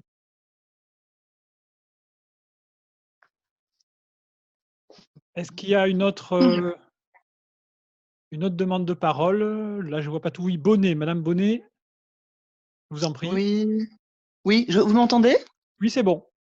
Oui, bonjour. Moi, je m'appelle Chantal Bonnet, je travaille avec l'ANNR, la Nouvelle Ruralité. Je pense que tout le monde connaît, enfin, j'en sais rien. Mais donc voilà, j'avais une première remarque. Je trouve que votre initiative consiste à partir des collectivités existantes, notamment, et des projets de type territoire zéro chômeur. C'est une excellente initiative. Pour ma part, j'ai travaillé avec le territoire de la Nièvre. Ce sont des projets formidables et c'est effectivement essentiel de les associer. L'autre chose, c'est que votre discours, et je le comprends puisque j'ai travaillé aussi sur le développement rural, est complètement est un discours qui est effectivement extraordinaire, mais qui est peut-être pas entendable par tout le monde. Et je pense qu'il est important à un moment d'arriver à avoir un vocabulaire, je dirais, peut-être puisse être entendu par d'autres. Et de là, je vais aller sur une autre idée qui consiste à dire et qu'est-ce que vous faites vers les parlementaires Assemblée nationale, vers le Sénat, et pourquoi pas même vers des acteurs du type comme la NNR, pour essayer d'avoir justement peut-être un discours qui serait un discours plus généraliste, qui puisse être aussi entendu par la population de façon générale, par tous les gens qui s'intéressent à ces sujets. Voilà, c'est quelques propositions que je fais. Merci. Julien, je te propose, il y avait une question technique là sur le chat sur la question de l'évaluation. Il y a plusieurs propositions de mise en lien avec des réseaux, donc on les a bien enregistrées. Et puis cette deuxième question sur, on va dire, le discours pour ceux qui ne sont peut-être moins convaincus, pour la population tout venante et les élus. Voilà, donc peut-être si tu peux répondre à ces deux éléments. Alors, en partant de la dernière, moi, je suis effectivement pas le meilleur candidat pour avoir un discours simple et approprié par tout le monde. Je connais mes défauts et j'ai une grosse tendance à jargonner. Et voilà, bon, j'essaye de me soigner, mais voilà, ça va être un long chemin. Cela dit, heureusement, on a d'autres acteurs qui sont peut-être moins jargonneux que moi et qui passent les messages sans doute différemment et avec une portée plus appropriée. Moi, la question que je me pose par rapport à ça, donc je voudrais renvoyer à Madame Bonnet une question, c'est à partir de ces 4 balises là que j'ai listées, engagement, coopération, systémique et valeur créée, comment on pourrait les traduire effectivement en langage vernaculaire et faire en sorte que l'ensemble des acteurs de terrain, les élus, des collectivités, les chargés de projet, les chargés de développement, puissent assez facilement en fait se représenter ces balises comme en fait, vous saviez à l'époque on avait les cibles HQE. Et c'était des cibles très simples quand on voulait faire du bâtiment durable. On avait comme ça une série de listes et on se disait, bon, bah, ça, je la coche, ça, je la coche. Et on ne répondait pas au comment, mais on disait, voilà, ce qu'il faut essayer d'atteindre. À nous, c'est un peu ça qu'on essaye de faire. Donc, comment on pourrait faire en sorte que ces questions d'engagement, de coopération, de systémique et de valeur créée, elles soient facilement abordables. Alors, c'est un travail qu'on a commencé avec ce référentiel Ville-Pair, territoire pilote de la transition. Et on voit bien qu'il y a encore une manière de les traduire de manière encore plus simple. Et est-ce que si on fait cet appel à l'ensemble des acteurs de terrain de s'auto-saisir et de faire remonter des projets qui puissent rentrer et être consolidés à partir de ces 4 balises, est-ce que c'est entendable? Voilà, ça c'est une question que je me pose. Par rapport à la valeur créée sur l'autre question, donc j'ai renvoyé le lien vers le référentiel Ville-Pair qui détaille un peu plus, mais en substance, ce que je pourrais dire, c'est que la richesse, enfin la valeur économique qu'on génère, en fait, on ne sait pas toujours la comptabiliser. Par contre, on sait la raconter. Alors là, c'est un peu le chargé de récit qui revient quand je parle, mais en fait, pour dire à quel point ça fait sens et à quel point ça permet de créer de la valeur dans un territoire, il y a bien souvent, il faut être en mesure en fait de narrer ce que ça a généré. Par exemple, à Los Angeles, on dit souvent les gens se disent bonjour. Ça a quelle valeur économique? On ne sait pas le dire comme ça. Par contre, le fait que les gens se disent bonjour et qu'ils puissent facilement rentrer dans de la concertation, dans de la coproduction de politique publique, en fait, ça génère derrière des projets qui vont ensuite être en capacité de générer vraiment de la valeur monétaire. Mais la valeur économique, ce n'est pas seulement la valeur monétaire, c'est tout un ensemble de valeurs qu'on ne sait souvent pas attraper. Et on n'a pas les modèles comptables pour le permettre. Donc, on n'a pas, au jour d'aujourd'hui, une comptabilité triple capital. Je sais que certains travaillent là-dessus, complètement établie. Et voilà, c'est une manière, si vous voulez, d'avancer. Aujourd'hui, cette question, c'est la question clé, vraiment, et sur laquelle on n'a pas encore toutes les réponses établies. Donc, c'est un vrai chemin de travail à cet endroit-là. Et il y avait une autre question, Philippe, que j'ai oublié peut-être? Non, il me semble que c'était à peu près tout. Après, il y a beaucoup de réactions là sur le chat sur des propositions pour faire des alliances, hein, en fait. Voilà, et pour continuer un peu la mise en réseau, les communications. Alors, Julie nous pose une question sur le rôle des tiers-lieux dans ces fabriques. Peut-être tu peux dire un mot justement d'un des alliés qui est partie prenante de l'association. Et tout à fait, France Tiers-Lieux, en fait, hein, qui fait partie de la démarche, qui est un peu le réseau national des tiers-lieux. Et on a des tiers-lieux aussi à titre d'organisation propre dans certains territoires qui ont signé la charte. Le problème là aujourd'hui, c'est que je n'ai pas une vue exhaustive parce qu'en fait, il arrive des inscriptions quasi d'heure en heure et donc ça nous dépasse largement. Donc là, j'ai une vue à lundi dernier, mais elle est sans doute pas complète et encore, je ne l'ai pas croisée complètement. Enfin, mais effectivement, les tiers-lieux, c'est des acteurs qui sont absolument clés parce que c'est les acteurs à l'intermédiation à la fois de la demande et de l'offre de production, qui réinventent les manières d'organiser le travail, qui repensent en fait la manière de coopérer, de justement attraper cette valeur sociétale. On pourrait faire la même chose avec les structures de monnaie locale complémentaires. Enfin, voilà, donc en fait, effectivement, toutes ces organisations en fait, méritent de se parler et de s'organiser communément. Alors, du coup, je vais me permettre, moi, un petit complément. Et ensuite, il y a une autre question là d'Émilie. Dans les idées qui commencent à se dégager, mais qui sont au travail, c'est de se dire comment on peut appuyer des coalitions d'acteurs sur les territoires. Comment, dans les territoires, des tiers-lieux peuvent peut-être mieux communiquer avec des réseaux ESS et peut-être être plus en lien avec des collectifs en transition, des collectifs d'énergie citoyenne, etc. Donc l'idée, ce n'est pas forcément de fabriquer un consortium national, hein. Vraiment, l'idée, c'est de renforcer des coalitions d'acteurs territoriaux. Ça fait partie des choses qu'on réfléchit. Et parmi justement ces alliances, une question, Julien, sur le lien avec le pacte pour la transition. Alors, duquel on parle? Celui des syndicats ou du pacte pour une transition citoyenne? Non. Émilie, si tu veux prendre la parole. Je parle du pacte pour la transition citoyenne, Julien, et tout le travail qui a été fait aussi avec les futurs élus. Voilà, je sais que il me semble que l'UNADEL est signataire du pacte. Enfin, voilà, est-ce que tu peux nous en dire plus, s'il te plaît? Oui, on est en lien avec eux. Ils font partie de la démarche. Et en gros, la question qu'on se pose, c'est effectivement comment on arrive dans cette idée d'accompagner les transitions des territoires à soutenir justement les listes citoyennes, les listes participatives, qu'elles soient soit aux manettes et c'est super, ou au contraire qu'elles soient dans l'opposition, mais elles ont un vrai rôle aussi de vigie à jouer. Comment on peut déployer aussi une ingénierie pour les soutenir à ces endroits-là. Et déployer une ingénierie, ce n'est pas forcément mettre des consultants à leur service, c'est parfois offrir un espace mutualisé de retour d'expérience, réflexif sur ces pratiques, sur ces difficultés et sur les solutions qu'on peut mettre en place. Donc, on est en train de réfléchir à cette forme de soutien-là et ils font partie de la boucle. Voilà, maintenant, on aimerait peut-être que ça aille encore plus loin aujourd'hui, mais la discussion est en cours. Voilà, et juste rajouter qu'il y a un autre pacte qui a été engagé sur le pouvoir de vivre, où grosso modo, il y a des organisations qui sont sur le champ du social et d'autres de l'écologie, qui est aussi en lien, qui fait partie des alliés de la fabrique. Oui, Julien. Et on a oublié de répondre à la question vis-à-vis des parlementaires, ça me revient. Donc justement, ce chantier-là vis-à-vis des syndicats, l'UNADEL l'a bien mis au travail lors de ses dernières rencontres nationales. On a pu avoir une discussion avec certains représentantes plutôt, du pacte. Donc aujourd'hui, c'est en cours. Et le travail vis-à-vis des parlementaires, pour l'instant, il est inexistant. On ne l'a pas mis en chantier parce que je pense qu'on a d'abord besoin de s'organiser un minimum. C'est les questions de la gouvernance, c'est les questions de comment concrètement on fait cette reliance. Et ensuite, on sera en mesure sans doute de faire valoir nos propositions. Mais avant d'arriver à des propositions claires et établies, il y a un peu de boulot à lancer. Donc voilà, on ne veut pas se faire prendre non plus par un élan de communication, alors que derrière, on n'a pas le socle, la base pour arriver à structurer tout ça. Donc c'est important d'y aller à tâtons et puis à tâtons. En tout cas, d'être prudent.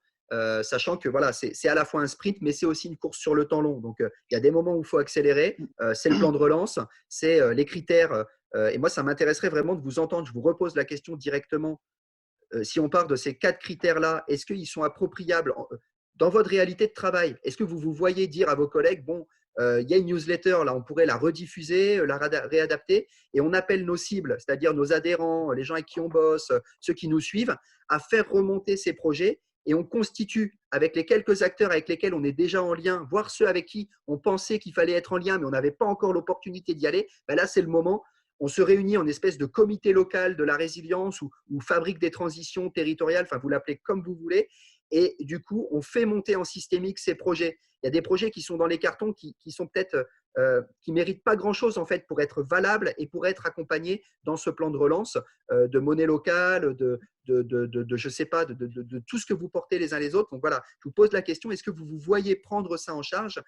Et si pas, qu'est-ce qui manque? Où sont les limites? Comment on peut faciliter ça? Ça marche. Alors, voilà, 1 ou 2 réactions sur ça et ensuite on passera au 3e temps où on reviendra peut-être plus près de vos réalités territoriales, de là où vous en êtes. Est-ce que 1 ou 2 personnes ou 3 veulent peut-être répondre à la question de Julien? Attends, j'ai envie de parler. Merde. Je suis là. Alors, quelqu'un veut parler? Oui, c'est Madame Bonnet peut-être? Oui, j'aurais voulu dire quelque chose.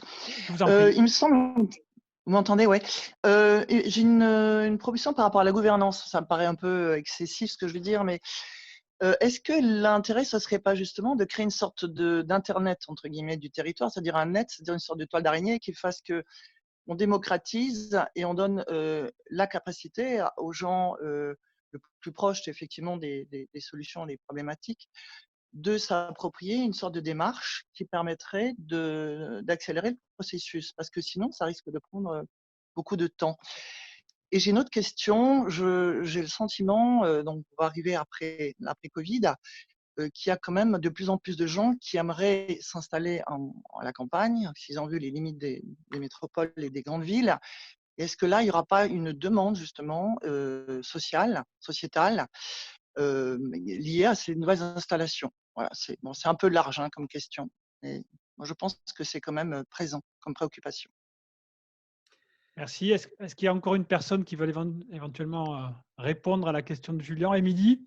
Et ensuite, on basculera sur le 3e temps. Oui, moi, ça me fait écho parce que j'y réfléchis beaucoup. Je voulais mettre en place Allier en transition. Donc, moi, je suis dans le département de l'Allier. Et ça fait depuis longtemps, j'avais créé le groupe local Colibri dans cette envie de réunir, de rendre visible l'invisible. Parce que nous, on est 330 000 sur le département, donc assez disséminés, mais avec beaucoup de foisonnement, une monnaie locale à l'échelle du département. Enfin bref, je ne vais pas tout lister. Et moi, là, aux élections, je m'étais dit, tiens, ça serait trop bien qu'on puisse faire une carte et qu'on puisse envoyer tout ça aux élus des différentes collectivités pour leur dire, les tiers-lieux sont là, les écolieux sont là, voilà tout ce qu'il y a déjà sur votre territoire, comment vous pouvez les soutenir. Et puis j'avoue que je n'ai pas trouvé l'énergie pour le faire, je me suis sentie seule. Je me suis sentie aussi, en fait, c'est beaucoup de personnes qu'on retrouve un peu partout et qui s'essoufflent dans le fait de se réunir, de faire des kilomètres, parce que nous, on est hyper éloignés, c'est des problématiques proches de la Nièvre aussi. Et moi, je sais que ça me tient à cœur, mais je ne sais pas dans quel bout prendre ça. Alors, je m'étais remis en disant, il y a déjà des choses qui existent. La carte près de chez vous, elle recense tout ce qui est déjà positionné actuellement. Le pacte de la transition recense, a eu un travail assez important pour faire des propositions précises aux élus. Donc, moi, je me suis posée sur ce qui existait déjà, parce que je n'ai pas trouvé l'énergie pour le faire. Mais en tout cas, je suis intéressée parce que là, aujourd'hui, ce que tu proposes, c'est comment on identifie les projets en cours qui auraient besoin d'un petit coup de pouce de financement pour y aller, quoi. Donc, est-ce qu'il ne pourrait pas être recensé sur l'outil près de chez vous et qu'ensuite on diffuse à tous les élus un truc centralisé où ils peuvent aller voir ce qui est déjà posé et ce qui a besoin de soutien pour démarrer. Voilà la réflexion que je me fais. Peut-être, Julien, un dernier mot et ensuite on basculera sur le troisième temps où on va peut-être là partir de la réalité actuelle des territoires. Merci. Donc, juste pour aller un peu plus loin que ce que dit Émilie, en fait, on voudrait effectivement pas seulement identifier les projets. En fait, c'est une démarche en triple détente. Premièrement, coordination de nos newsletters respectives. On fait un appel qui va vraiment le plus loin et le plus fort possible sur acteurs de la transition, mobilisez-vous, le plan de relance, c'est pour vous, en gros. Deuxième étape, du coup, il y a des projets potentiellement qui remontent et on a des acteurs locaux qui sont en capacité de les attraper, ces projets. Donc, par exemple, l'écolieu, le tiers-lieu, le collectif de Colibri, et chacun est légitime à faire ça. Il y a des centres ressources, il y a des… bon. Donc ça, c'est la deuxième étape. Et ce qu'on voudrait, c'est dans une troisième étape, mais du coup, on ne sait pas si on va arriver à avoir l'élan suffisant pour y arriver. Mais en gros, c'est au-delà de l'identification des projets et de leur recensement, c'est de constituer des équipes territoriales en capacité de muscler ces projets. Et donc, pour le faire, un petit référentiel avec 4 entrées que j'ai relisté, engagement, coopération systémique, valeurs sociétales et économiques créées. Et à partir de ce référentiel, de se poser la question à quelques-uns autour du porteur de projet, voilà comment on peut muscler ton projet, comment on peut lui donner plus d'assises, comment on peut le relier avec d'autres, comment ça peut faire système sur le territoire sur lequel tu le portes. Vous voyez, donc c'est vraiment un truc en 3 temps. Mais merci du coup pour cette réaction, Émilie. Puis je voyais que la traverse aussi se voyait motivée. Et je voudrais réagir du coup sur l'interpellation de Madame Bonnet sur l'Internet des territoires. Effectivement, l'idée, c'est d'arriver à avoir un centre ressources partagé. Donc, il ne s'agit pas de faire un centre ressources qui pompe ce que portent déjà d'autres centres ressources, mais on voit bien qu'il y a des spécificités dans les centres ressources établis. Par exemple, en région Centre-Val de Loire, on a Ville au Carré qui est centre ressources pour tout ce qui est politique de la ville. C'est hyper intéressant. Mais ils voient qu'ils ont besoin de s'engager sur des questions de transition, d'aller un peu plus loin. Et puis, on a dans les Hauts-de-France, donc c'est les 2 territoires que je connais, le CERD, Centre de ressources sur le développement durable, spécialiste des questions de transition, mais sur les questions de politique de la ville, voilà, je ne rentre pas dans le détail, ils sont peut-être un peu plus fragiles à cet endroit-là. Donc, comment on peut arriver à travers un méta-centre ressources de valoriser ce que les uns et les autres ont en facilitant en fait le lien et la navigation entre ces sites existants. C'est un peu complexe, je sais, mais on a des acteurs qui ont réfléchi depuis des années sur cette question à travers Citego et qui ont en fait un espèce d'outil collaboratif qu'on peut du coup structurer dans ce sens-là. Donc, ça va prendre quelques mois de travail, mais effectivement, c'est bien notre intention. Et je trouve que la formulation d'Internet des territoires en transition, elle est hyper intéressante. Et Madame Bonnet, si vous voulez nous laisser vos contacts et qu'on puisse en rediscuter, je suis preneur. Merci, Julien. Je vous propose, voilà, on pourrait encore discuter longtemps de la fabrique et comment elle se déploie. Il nous a semblé important quand même pour notre compréhension d'ensemble à tous, de prendre un temps maintenant jusqu'à midi pour peut-être apprécier là où vous en êtes chacun. Et donc, on voulait vous poser cette question que je vais reprendre là, pour la période qui s'ouvre de l'après-confinement. Est-ce que vous avez les uns les autres des pistes pour accélérer les transitions sur votre territoire? Est-ce que vous avez déjà identifié des points d'appui? Est-ce que vous avez aussi, est-ce que vous entrevoyez des obstacles majeurs? Voilà, autour de ces questions. Alors peut-être, notamment ceux qui ne se sont pas exprimés, voilà. Qui veut prendre la parole sur vraiment la réalité de vos territoires pour accélérer les transitions? Alors il y a Julie, si tu veux commencer. Juste pour parler des imaginations fertiles, nous, on a un déménagement qui devait se faire pendant la période de confinement sur un nouveau tiers-lieu en quartier prioritaire, donc au Mirail, sachant que ce n'est déjà pas une implantation facile. On va dire qu'on est quand même assez inquiet sur les répercussions sur ces quartiers prioritaires par rapport au Covid. Donc, on va arriver dans un contexte encore plus difficile. Sachant qu'on est sur un projet qu'on porte avec la foncière éthique sur une foncière, vous savez, qui a des tiers-lieux à s'implanter, donc qui elle-même se retrouve un peu inquiète sur sa levée de fonds pour ce tiers-lieu, sur la capacité des structures de l'ESS à payer des loyers, tout ça. Donc, c'est vrai que nous, le contexte pour l'instant, on n'est pas complètement flippé, mais on envisage plus des obstacles que des leviers pour l'instant. On est quand même très soutenu par contre, on était très soutenu par la métropole. Après, comment ça va se passer si les élections durent pour avoir un peu une accélération aussi de l'aide pour qu'on s'installe dans de bonnes conditions, qu'on puisse impulser des projets vraiment intéressants pour ce quartier-là. Ça, c'est une vraie interrogation. Même si pour l'instant, on a des signaux des techniciens sur même des aides qui sont en train de mobiliser pour nous aider. Voilà, on ne sait pas trop. Nous, on va dire pour l'instant, c'est un peu l'inconnu et l'incertitude. Et on espère que ça ne va pas faire un peu flop. Alors pour l'instant, il y avait plutôt une énergie positive sur la dynamique de ce tiers-lieu. Voilà. Merci Julie.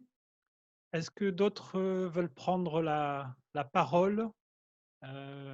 D'autres territoires. Alors, l'idée, c'est pas de présenter des situations idéales ou des choses bien construites, hein, mais peut-être juste rendre compte d'une réalité.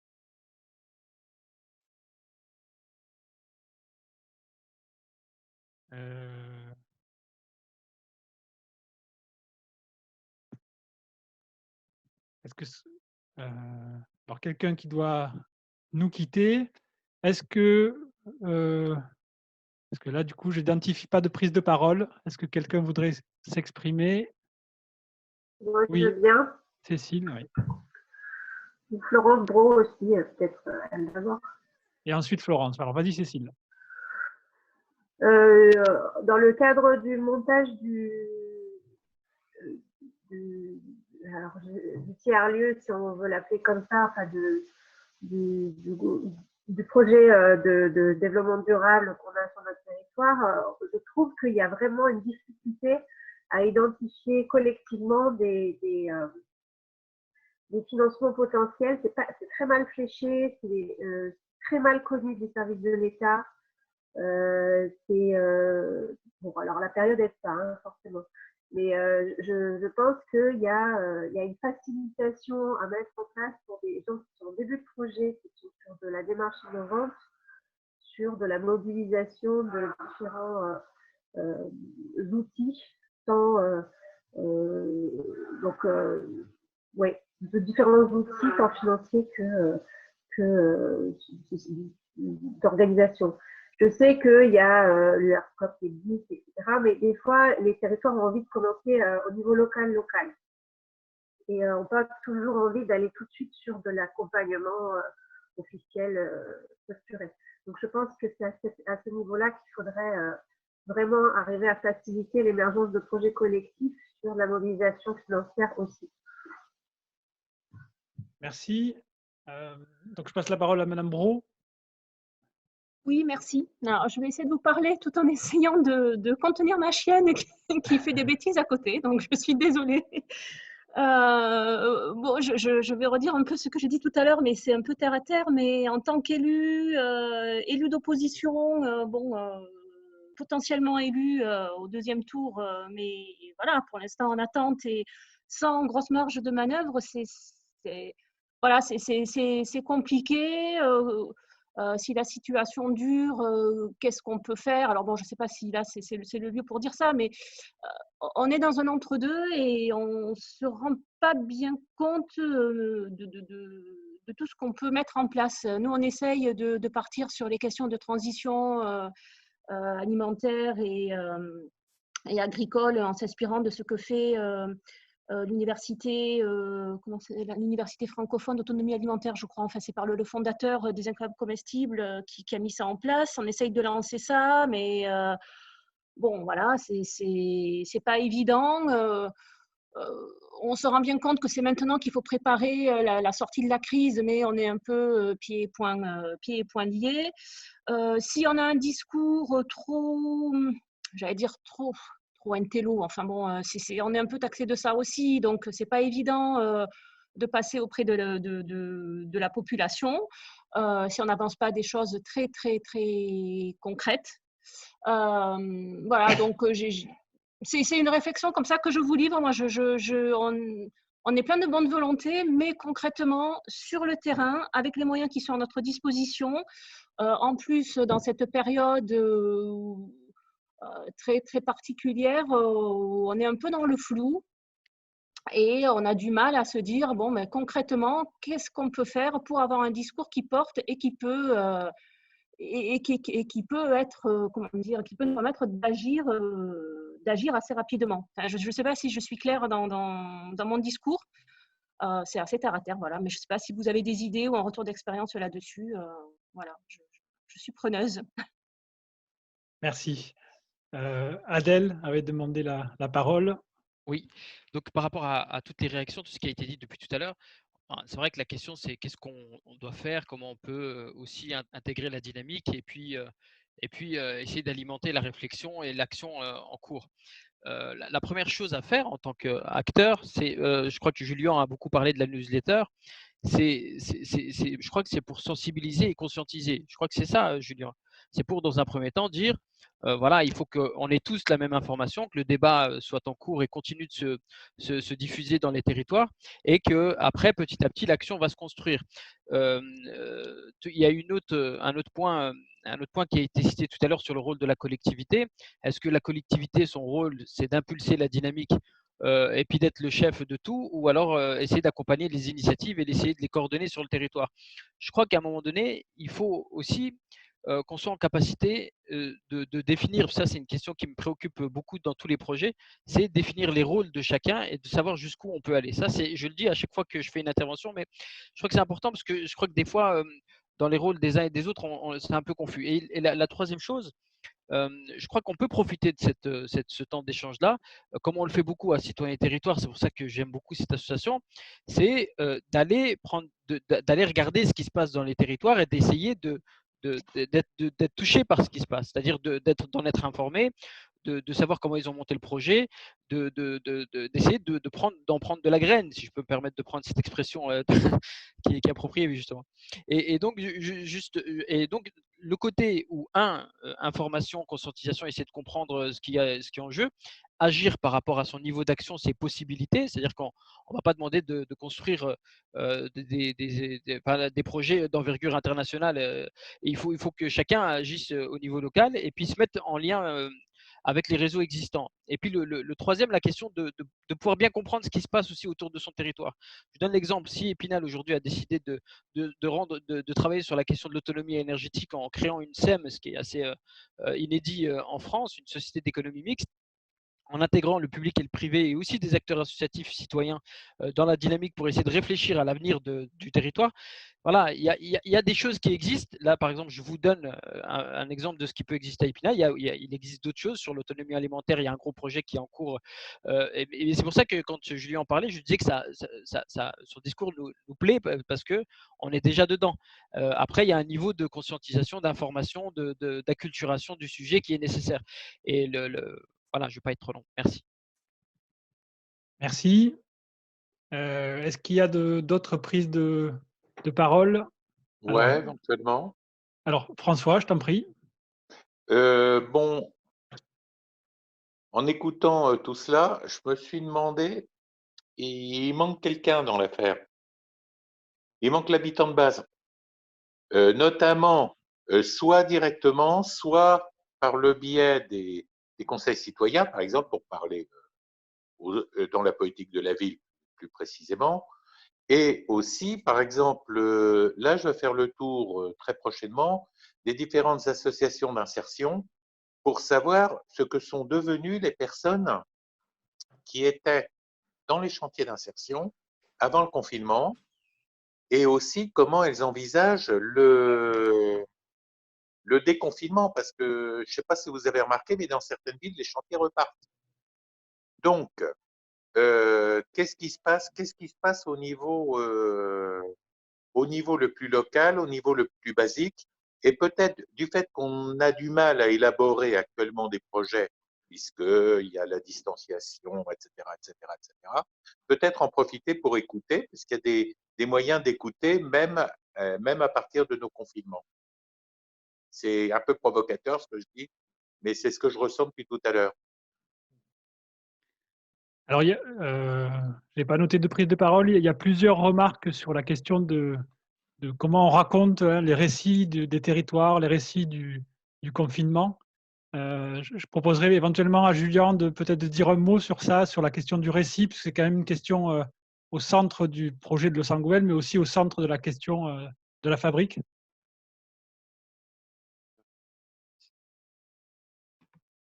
Là maintenant? S'il n'y a pas d'autres prises de parole, parce que du coup, j'en ai pas identifié. Moi, je veux bien. Oui, alors allez-y. Et on repassera la parole ensuite à Julien. Émilie, moi, je suis agent de développement au Canigou Grand Site. Donc, nous, on est dans une logique Grand Site de France, qui peut peut-être être différente aussi de certains autres. Et j'ai essayé de me mettre en condition de ce que tu proposais, Julien, s'il avait fallu, par exemple, participer à faire sortir ou ressortir des projets pour le plan de relance en intégrant nos cadres actuels, c'est-à-dire avec des ingénieries qui sont au taquet, des possibilités de rajouter des ingénieries dans les structures qui sont à zéro. Et donc, on en est à voilà, toute nouvelle chose à faire vise à presser des gens qui ont déjà d'autres trucs à faire. Je pense qu'on n'est pas les seuls dans ce monde-là. Et du coup, je pense que le rôle qui peut être celui de la fabrique, ça peut vraiment être un rôle de facilitateur. C'est-à-dire, j'ai envie de dire, de pouvoir nous donner de l'info. Enfin, moi, j'ai aucune info sur ce qui peut se faire en monde de transition sur les réseaux nationaux parce que j'ai pas le temps d'aller voir plus que ceux que je suis déjà. Et aussi des termes de méthodo, c'est-à-dire que tu dis accompagnement pour muscler et rendre systémique le projet. Moi, je crois voir quelque chose derrière. Après, d'ici là, concrètement, pouvoir faire quelque chose, voilà, c'est autre chose. Et donc, du coup, moi, je voyais un espèce aussi d'échange et d'aller-retour entre quelque chose comme la fabrique que je pourrais voir comme une caisse de résonance d'initiatives locales, mais derrière, quelque chose, entre guillemets, qui résonne aussi sur nous en nous donnant de l'information et des méthodes et des choses qui peuvent se faire à niveau national. Et si ça fédère en plus des multitudes d'initiatives existantes, c'est aussi parfait. Enfin, voilà, je me mets là très égoïstement dans ce que moi j'aurais pu faire ou que je pourrais faire face à ces choses-là.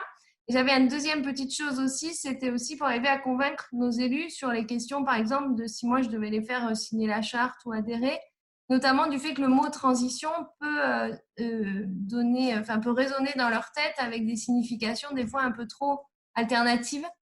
Et voilà, ça c'était, je sais pas s'il y a que chez nous que ça peut faire ça, mais voilà, le mot transition chez nous est peu utilisé, parce qu'il a derrière, voilà, il a une connotation qui n'est peut-être pas vraie, mais qui est peut-être aujourd'hui un peu à déconstruire. Merci. On salue Julie qui va nous quitter, qui va prendre la parole, qui va nous quitter. Alors, juste pour poursuivre, l'idée c'est bien de ce que vient de faire Émilie, hein, de partir de vos réalités et de questionner éventuellement les perspectives et ce que la fabrique pouvait apporter. Vincent, tu voulais apporter quelque chose?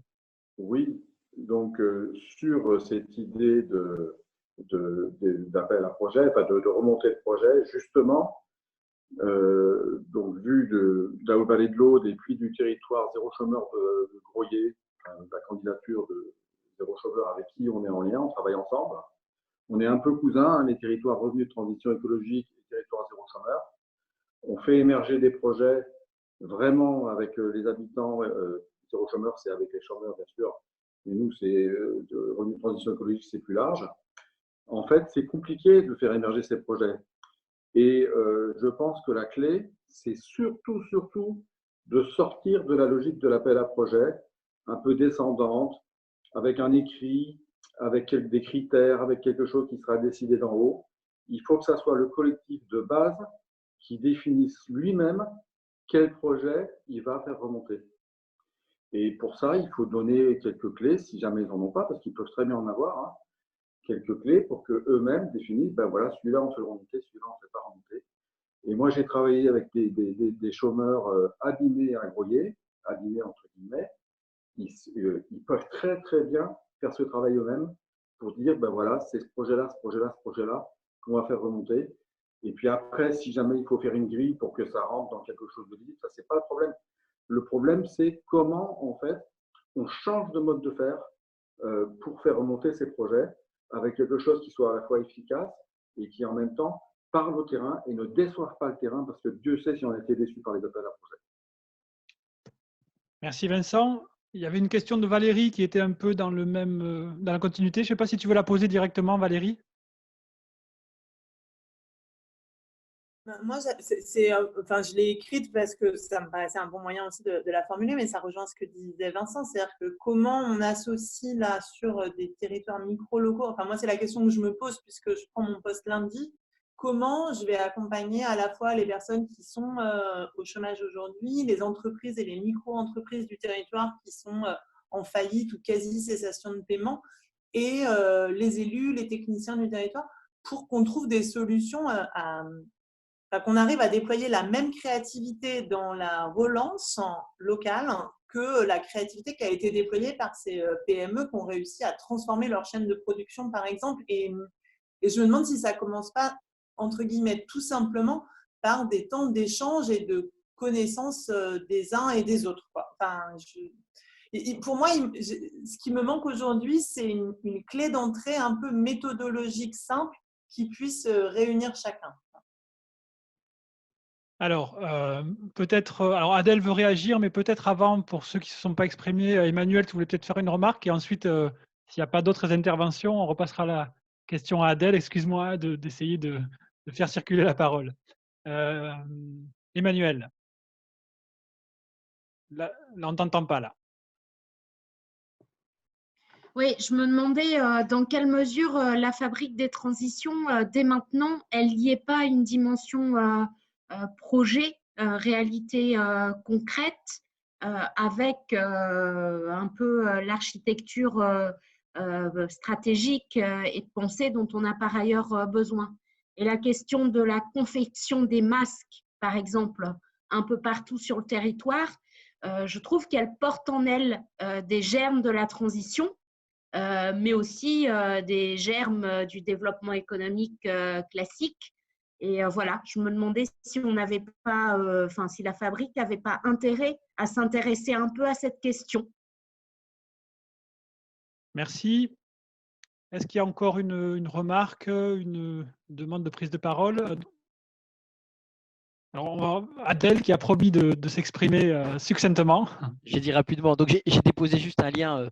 Vous m'entendez, hein, tout ça? Oui, vous m'entendez? C'est bon. Oui, pardon. J'ai déposé juste un lien qui va vers l'Université de Lorraine.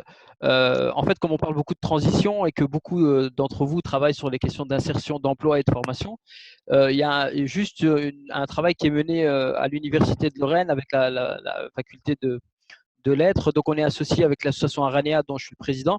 Donc, l'objectif, c'est de travailler sur les transitions professionnelles, de formation, d'insertion. Et vous allez voir la première intervention qui a eu lieu au mois de mars sur les questions de transition dans la formation, etc. Donc, c'est des choses qui peuvent vous intéresser aussi, parce que en fait, la transition, c'est de passer d'un état à un autre. Et en fait, tout le monde, tous les secteurs sont en train de se transformer. Et comme on parle de vision systémique, quand on parle de changement de paradigme et tout ce qui est en train de se jouer aujourd'hui, il y a aussi la transformation des métiers, des nouveaux métiers qui vont apparaître, des changements dans les parcours de vie des gens qui vont aussi être impactés. Il y a la formation tout au long de la vie aussi qui va avoir un impact aussi important. Donc, un peu pour essayer de croiser un peu tous les regards, et je pense que ça va vous intéresser. Et voilà, donc on est associés, nous, en tant qu'association Aranea, dont je suis le président, mais vous verrez toutes les informations sur le site. Merci beaucoup d'avoir permis de m'exprimer. Merci Adèle, et on récapitulera tous les liens, les ressources qui ont été dans le chat pour vous les renvoyer à tous. Est-ce qu'il y a encore quelqu'un qui voudrait exprimer sur la réalité un peu de son territoire, de comment il voit éventuellement l'après-déconfinement et éventuellement en lien avec la fabrique? Alors peut-être aidez-moi, je n'identifie pas toujours les demandes de prise de parole. Alors, s'il n'y en a pas d'autres, on se chemine un peu vers la conclusion. Il y a peut-être Julien qui a été interpellé 2-3 fois, si tu veux répondre à quelques éléments. Est-ce que la fabrique ne devrait pas s'intéresser à la production de masques? La fabrique, c'est une alliance. Donc, la fabrique, c'est des alliés. Donc, dans les alliés, il y a des gens qui s'intéressent à ces questions. Il y a des entreprises qui, aujourd'hui, fabriquent des masques. La ville de Los Angeles, si je parle de ma paroisse, elle a aussi une usine invisible dans le sens où on a mis en lien des bénévoles qui font du découpage, des couturières qui savent les coudre. On va chercher des élastiques là où on en trouve. Et on est aujourd'hui en train de produire des centaines de masques par jour pour les distribuer en priorité aux commerçants, aux écoles et demain à la population. Il ne faut pas voir la fabrique des transitions comme une organisation centralisée. Ce n'est pas ce qu'elle est. Donc, bien évidemment, au sens d'un collectif, elle s'intéresse à cette question, elle produit des choses, mais elle produit des choses au sens d'un collectif qui le fait. Sur la question du récit, effectivement, en fait, il n'y a pas une méthode sur comment on produit le récit. Le récit, ça peut être un bouquin, ça peut être un livre photo, ça peut être une séance de spectacle. Ce qui est intéressant, c'est comment ce récit raconte en fait la trajectoire de transition du territoire et en quoi ce récit, au-delà de raconter et donc de sensibiliser, de passer par du sensible et donc peut-être de donner envie à des acteurs de participer de la rédaction de cette histoire réelle, vécue sur le terrain, c'est aussi une capacité à évaluer des choses qu'on ne sait pas compter mais qu'on sait raconter. Le changement de posture de tel agriculteur qui s'est mis à faire des circuits courts tout d'un coup parce que le Covid-19 l'imposait, telle mamie qui s'est mis à coudre des masques et qui retrouve du coup du lien de solidarité avec d'autres acteurs. Enfin, ça a de la valeur économique et ça réancre les circuits économiques dans le territoire. Donc le récit, moi, mon seul message à cet endroit, c'est de ne pas le voir uniquement comme un débouché, un storytelling, une belle histoire à raconter, mais vraiment comme un soutien de mobilisation des gens, de conduite du changement qui ne peut pas être déconnecté de l'implication des acteurs, sinon on fait de la propagande et les acteurs ont le droit de donner leur version du récit, des récits alternatifs, contradictoires et accueillir ces contradictions. Et enfin, le récit comme une forme d'évaluation de choses qu'on ne sait pas comptabiliser. Par rapport à ce que disait Vincent, ce que disait Émilie aussi, sur comment la fabrique elle peut être en outillage, en soutien. Effectivement, je pense que Vincent, c'est parfaitement résumé, ça ne peut pas être de l'appel à projet descendant. Ce qu'on essaye de faire justement là, c'est de donner des clés. Beaucoup d'acteurs ont repris ce terme. Il nous faudrait des clés simples, des clés faciles, des clés prêtes à l'emploi pour outiller, pour structurer, pour relier. En fait, ces clés, nous, on pense à ce stade, mais peut-être que ça doit être complété, qu'elles sont du registre des 4 balises que j'ai listées. C'est-à-dire, elles ne répondent pas au comment et à la façon dont les acteurs sur le terrain vont répondre à ces questions, mais elles posent la question de comment mon projet, il suscite l'engagement et il permet de tenir l'engagement, de le reconnaître sur le temps long, de comment il crée les conditions d'une coopération, de comment il permet d'attraper des enjeux contradictoires, transversaux, systémiques, et de comment ils permettent de créer de la valeur qui est une autre représentation de la valeur que uniquement monétaire. Bon. Et on se dit que si l'ensemble des porteurs de projets de transition dans des territoires où la transition est vue comme un peu le truc des beatniks, quoi, si je caricature le propos qui a été porté par Émilie, ben justement, c'est une manière de montrer que la transition, ce n'est pas n'importe quoi, ce n'est pas le truc alternatif, enfin, c'est pas le truc à la marge plutôt, c'est le truc qui va nous permettre en fait de rebondir intelligemment. Et si on sait répondre à ces 4 clés-là, engagement, coopération, systémique, valeur créée, eh ben, je pense que ça nous consolide dans la légitimité qu'on a à dire que ces projets, ils sont forts, structurés et ils permettent d'avancer intelligemment sur le territoire et donc ils méritent d'être soutenus par les acteurs locaux ou par les grands comptes étatiques. Maintenant, la 3e étape, comme le récapitulait Adèle dans son message, c'est-à-dire 1, on mobilise, on conscientise, 2, on repère où sont les acteurs, où sont les projets et 3, on vient les muscler. Dans le 3, ben vous avez dans l'Alliance de la Fabrique des Transitions aujourd'hui énormément de compétences. Je ne sais pas, moi, si Julie, dans son tiers-lieu au Mirail, a besoin d'une compétence spécifique sur telle question, comment elle peut la trouver dans cette alliance avec des acteurs qui ont peut-être déjà répondu à sa problématique et qui pourraient du coup lui transmettre dans une logique de pair à pair les bonnes clés justement pour avancer. Bon, c'est ce vers quoi on veut tendre. On n'y est pas encore aujourd'hui et l'Internet des territoires ou ce centre ressources qui permet d'avoir une base de données partagée, un annuaire partagé, des compétences mobilisables partagées et du coup de la documentation des référentiels partagés, des retours d'expérience partagés, ça nous semble être une voie pour avancer. Mais voilà, ça va demander encore un peu de boulot. En tout cas, moi, ce que je retiens, et puis j'arrête après, c'est que il y a un foisonnement là d'initiatives, il y a une énorme mobilisation et du coup de la volonté d'avancer de manière concrète. On n'est pas dans l'idéologie, on n'est pas dans les grands discours, on est vraiment sur le terrain, engagé dans nos actions et à chercher les clés pour les faire avancer. Et du coup, moi, ça me donne en retour énormément de peps, énormément d'énergie. Voilà, donc je voulais vous remercier en tout cas pour tous les retours là que vous m'avez fait. C'est vraiment très puissant. Merci Julien. Juste peut-être pour conclure, demander, alors notamment à ceux qui ne se sont pas exprimés, mais à d'autres, si vous avez un mot à dire sur ce que vous retenez un peu de la séance. Est-ce qu'il y a, voilà, comme on dit, une pépite, est-ce qu'il y a quelque chose avec lequel vous repartez quelle que soit la nature de ce que vous avez retenu. Est-ce que notamment ceux qu'on n'a pas entendus ont envie de dire un petit mot sur ce qu'ils retiennent? Il faut donner la parole à Claude Grivel. Alors attendez. Oui, ben, qu'ils la prennent donc, Claude. Tu voulais dire quelque chose, mais peut-être tu pouvais intervenir pour conclure. S'il n'y a pas d'autres demandes de prise de parole, parce que je ne pensais pas parler ce matin, je vous ai rejoint en cours de route et en auditeur. Simplement, je vais faire très court, hein, j'interviens là parce que cet après-midi, j'animerai ou je participerai à l'équivalent de ce jeudi du confinement. Il y a une deuxième session cet après-midi, peut-être que Philippe l'a déjà annoncé, il y en aura une troisième la semaine prochaine. Je voulais déjà remercier Julien, je crois que ce n'est pas un exercice très simple, et remercier Philippe aussi pour l'animation. Dire que clairement, c'est nous tous qui devons trouver des solutions dans les territoires. Ce qui me frappait en vous écoutant, c'est que j'avais vraiment le sentiment qu'on est peut-être dans une réactivation du travail de réseau, de mise en réseau, hein, puisque vous êtes tous dans des situations personnelles, professionnelles, géographiques, engagement d'élus ou autres, qui vous mettent au cœur un peu de la réalité de terrain. Et c'est cette mutualisation qui nous permet d'avancer. Je pense qu'il y a une formidable opportunité dans cette période. On a connu plein de crises, on n'arrête pas d'avoir des crises. C'est toujours dans les crises que le développement local a fait émerger les projets.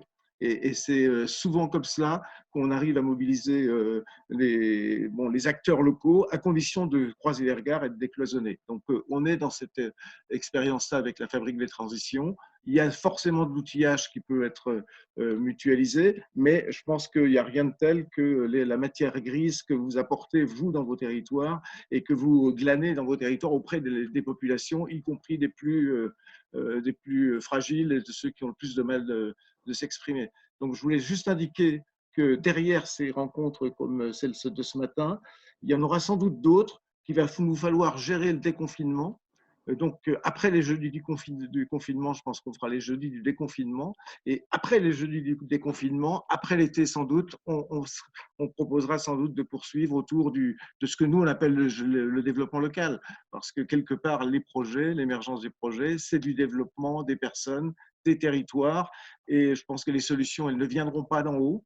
Même s'il y a des beaux plans de relance, ce qui, moi, me paraît important, c'est de gérer l'après-crise pour qu'on évite de nouvelles crises, même si les crises sont génératrices de dépassement. Je pense qu'on en a besoin, mais on n'a pas forcément besoin des crises pour se dépasser. On est capable de le faire sans les crises, parce qu'il faut vivre ensemble et il faut donc faire ensemble. Merci à tous. Merci Claude.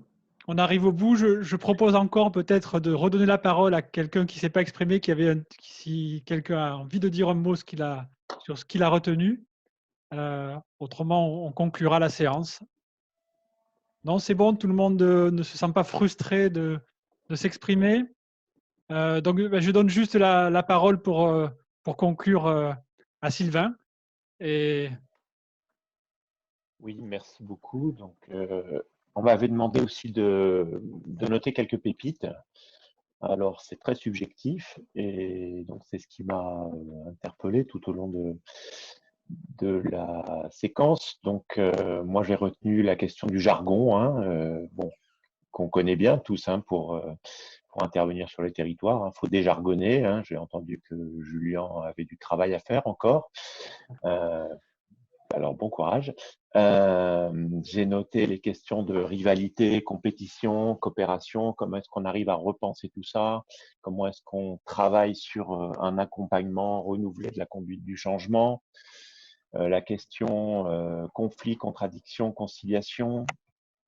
L'importance de la notion d'alliance, hein, plutôt que de recréer un énième réseau.